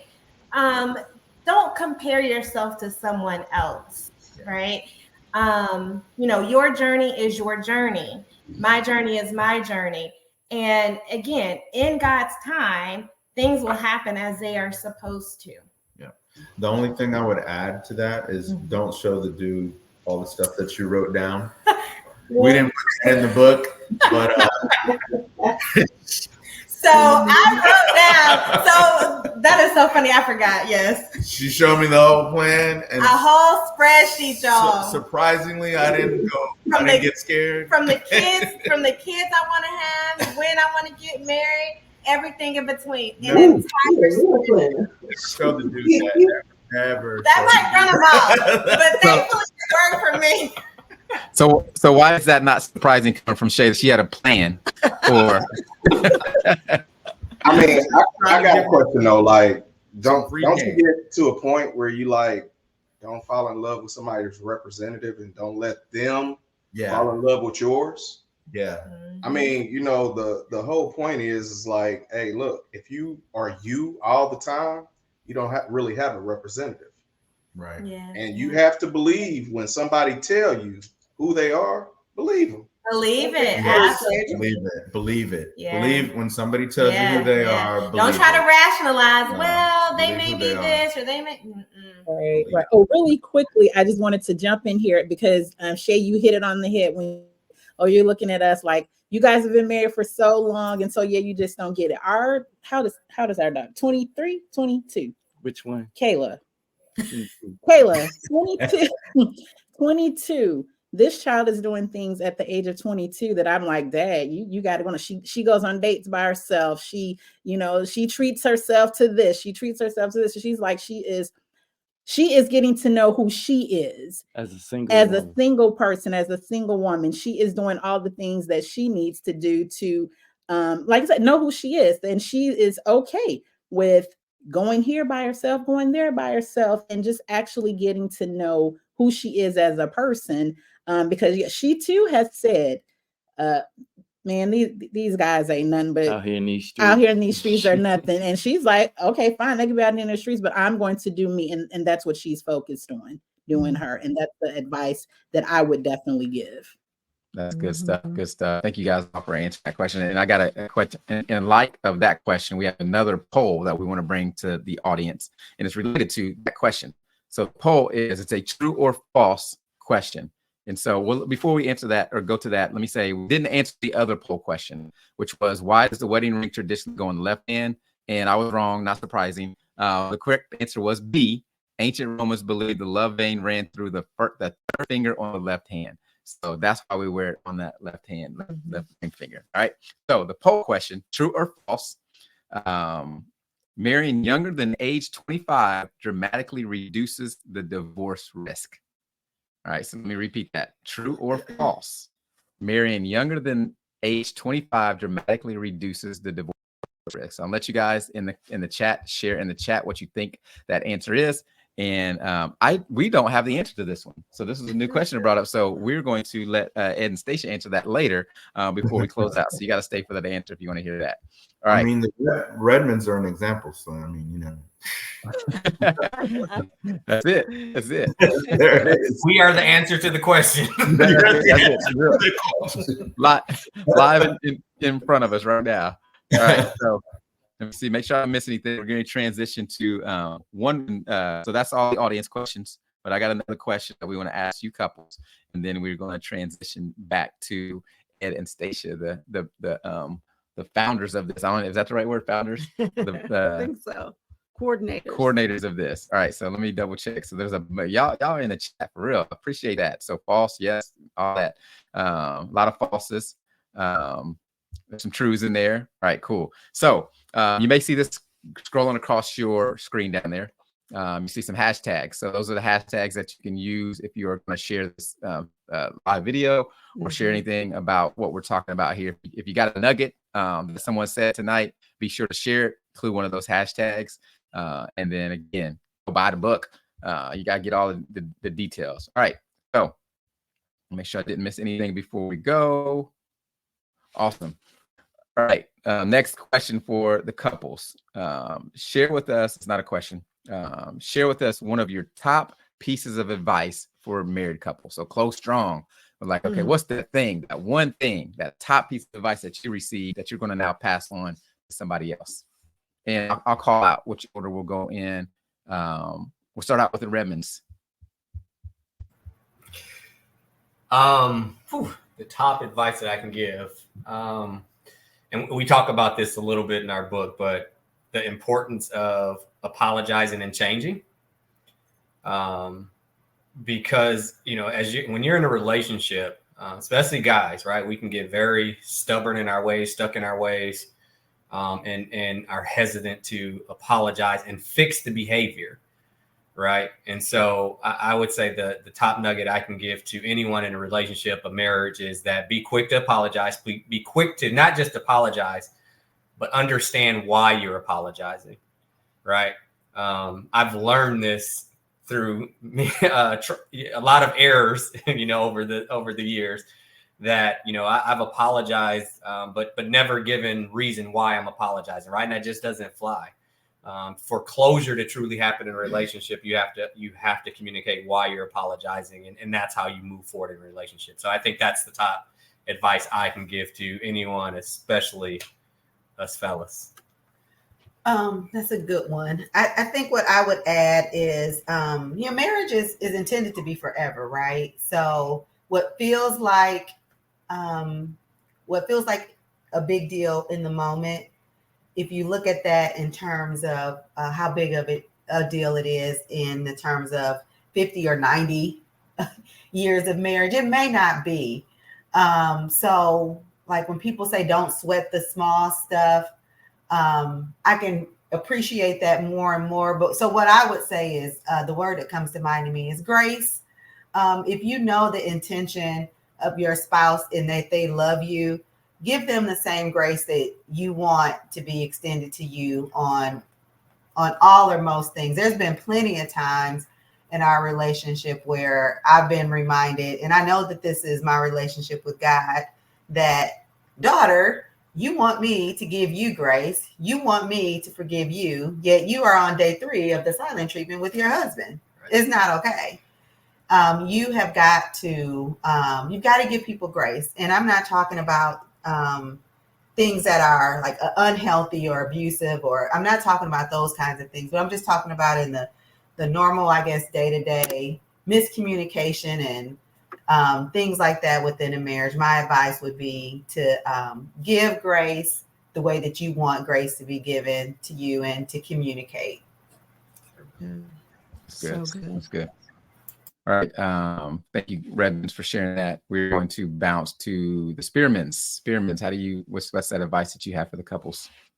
Well, it just so happens we have a group 1 older kids that we have to, we're sharing words of wisdom with. And one of the things that I can say that I have learned, am learning, is partner, not parent. So often we come into the relationship and we bring how we communicate, we're communicating like our partner, like we're their parents. And so it's the approach of, what's the word I'm looking for? It's the approach that's not conducive to being a partner. So I would just definitely say, remember, you guys are partners and not parents to one another, that is. That's good. Yeah. That's good. Mm-hmm. That's good. The one piece of advice that I would give is, for God so loved the world that he gave. So in your marriage, be the person that has that God type of love that's willing to give of your time, give of your space, give of your energy, give of your feelings, give of your emotions. But not only that, give what's important and special and precious to you. So when God gave his only begotten son, that was something that was precious. He only had one. So I oftentimes kind of think of the analogy of giving even your last nerve. You know how sometimes someone can get on your last nerve. Give him one more nerve. To make it very fast. Just give him one more. Wow. Preach. Wow. The preacher's coming out. I love it. I love it. Thank you, guys. Thank you, Spearman. All right, we're going to go to the Seatons next. Okay. All right. So in addition to grace, because that was the word that popped in my head, and as soon as it popped in my head, I was like, Erica. But foiled again. I would say assume good intent, right? So something that Bryant always says, he's like, we're on the same team, right? We're on the same team. And so if I am in a situation and I'm thinking, oh, well, he did this because of X, Y, and Z, right? I'm not assuming good intent in that situation. And so if I start with assuming good intent, that creates a whole different type of energy, right? So that's what I would say is assume good intent for sure. So I'd actually thought to say learn to apologize as well. But I'll add a little piece to that and go into another area because I had to think. Thanks, Idris. I appreciate it. But we worked with the Gowans to write some of the dads wrote a book last year about fatherhood. And what I want to say is I learned a freeing piece in myself when I learned to say I'm sorry. It actually freed me up, right? To be able to say, because when you can't say I'm sorry, you're really, it's like toxic. right? So you got to learn to be able to say, I apologize, and really mean it, and then accept whatever comes back. So you might not get someone forgiving you, or you may not get the results right away. So learn to say, I'm sorry. It was really better for me, strangely, than it was for the person I was apologizing to.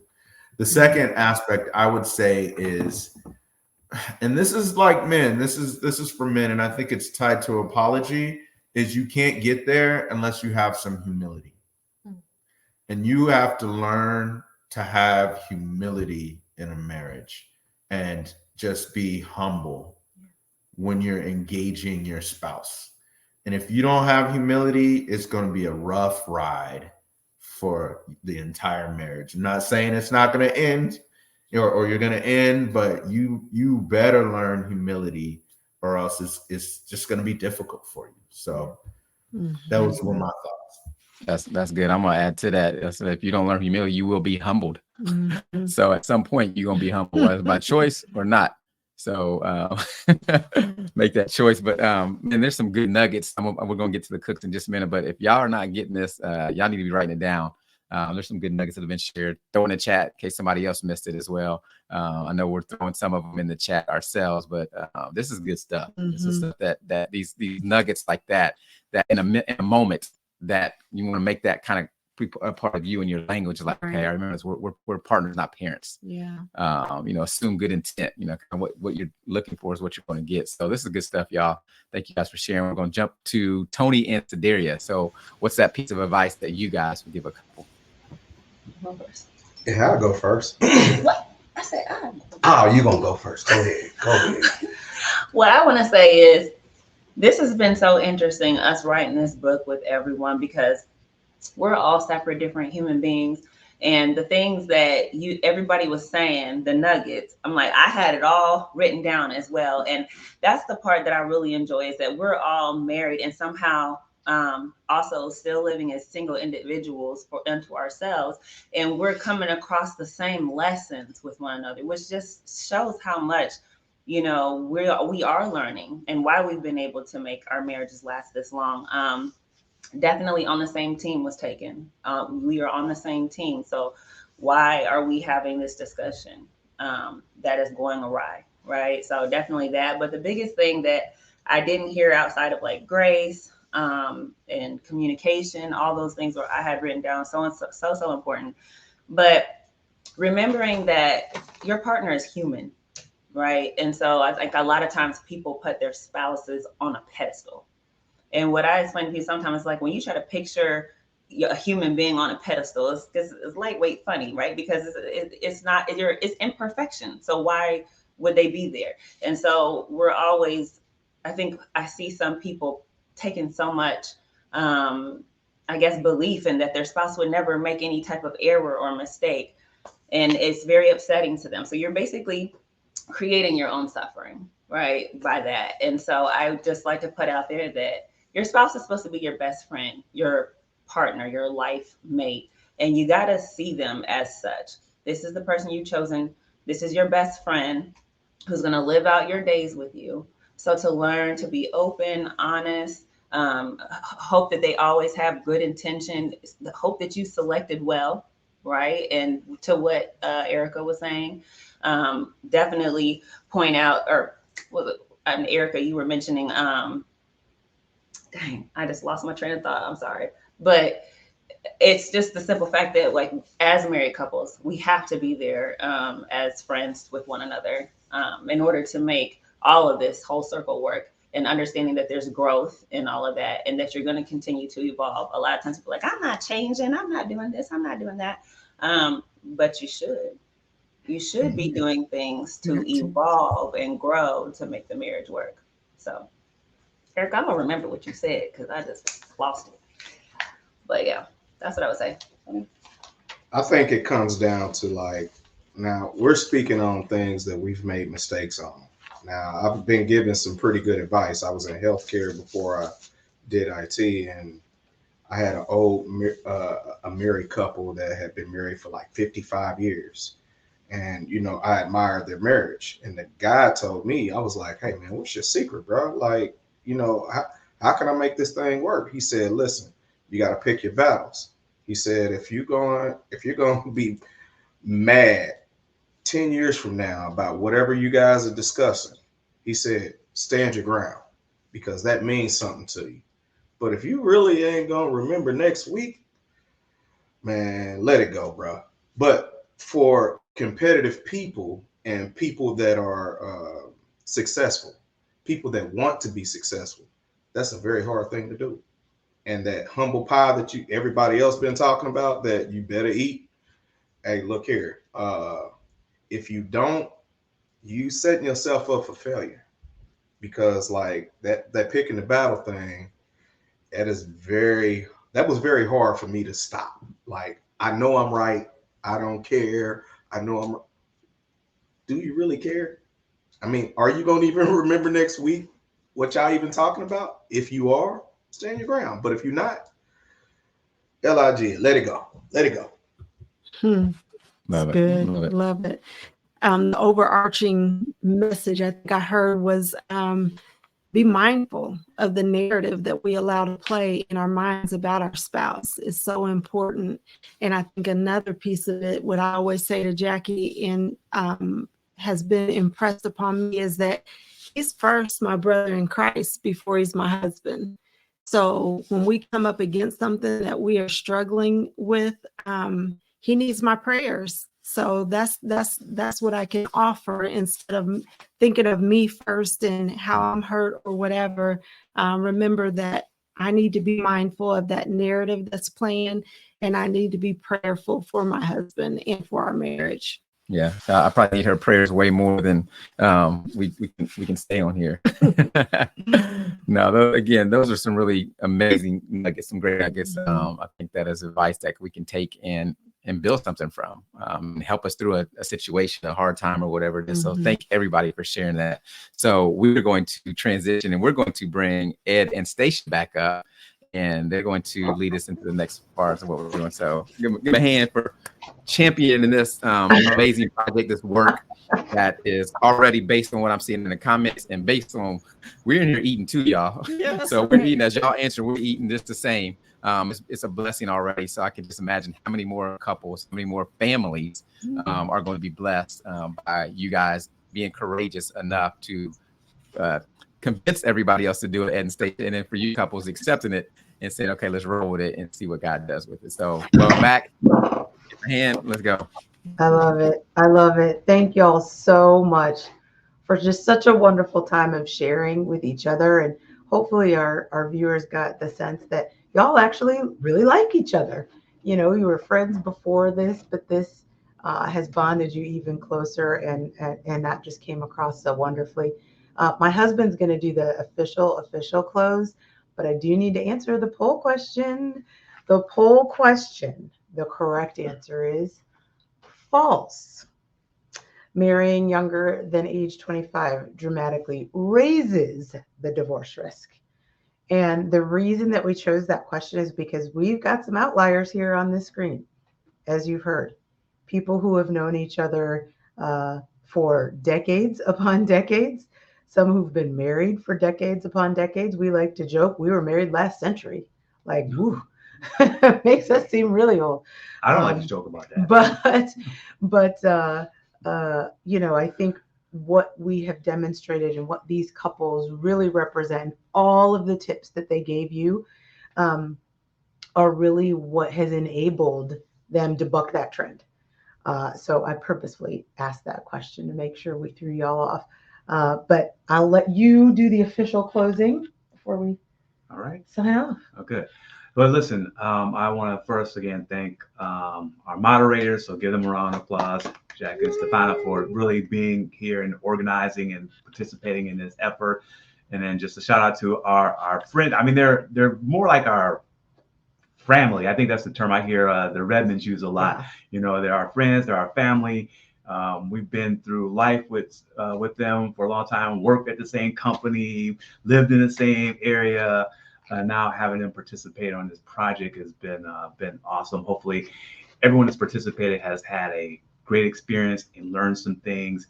The things I just want to highlight that we hit on there is just about having a village around you. Um, Strong marriages help build other marriages, right? So it's just kind of like when you're working out, you have to have an accountability coach, or you have someone that's going to be your partner. Marriage is just like that. Although she's my great friend, my great wife, my lover, whatever you want to call it, my homie.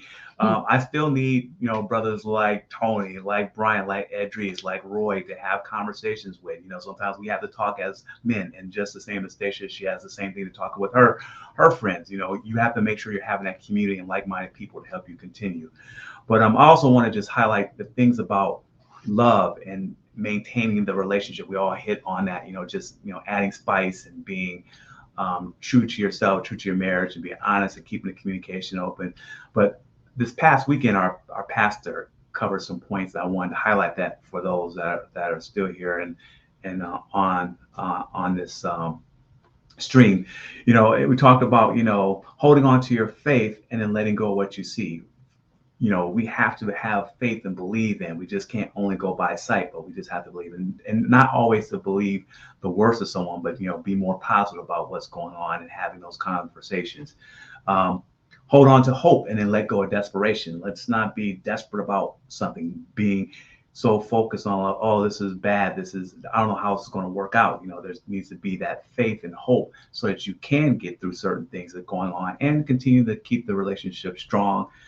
And then, being able to hold on to kind of like convictions and letting go of division, being convicted and focused on what is important in a relationship versus not. I mean, her route say, sometimes you just got to let stuff go. If you're not going to care about it 10 minutes from now, why should you carry on with that for the next week or so? It doesn't even make any sense. We sometimes do things in our marriage or to one another, even in some relationships that don't make any sense because we're holding on to things that don't really have value. And we're just, we're more worried about ourselves and how we feel, not about how the other person feels.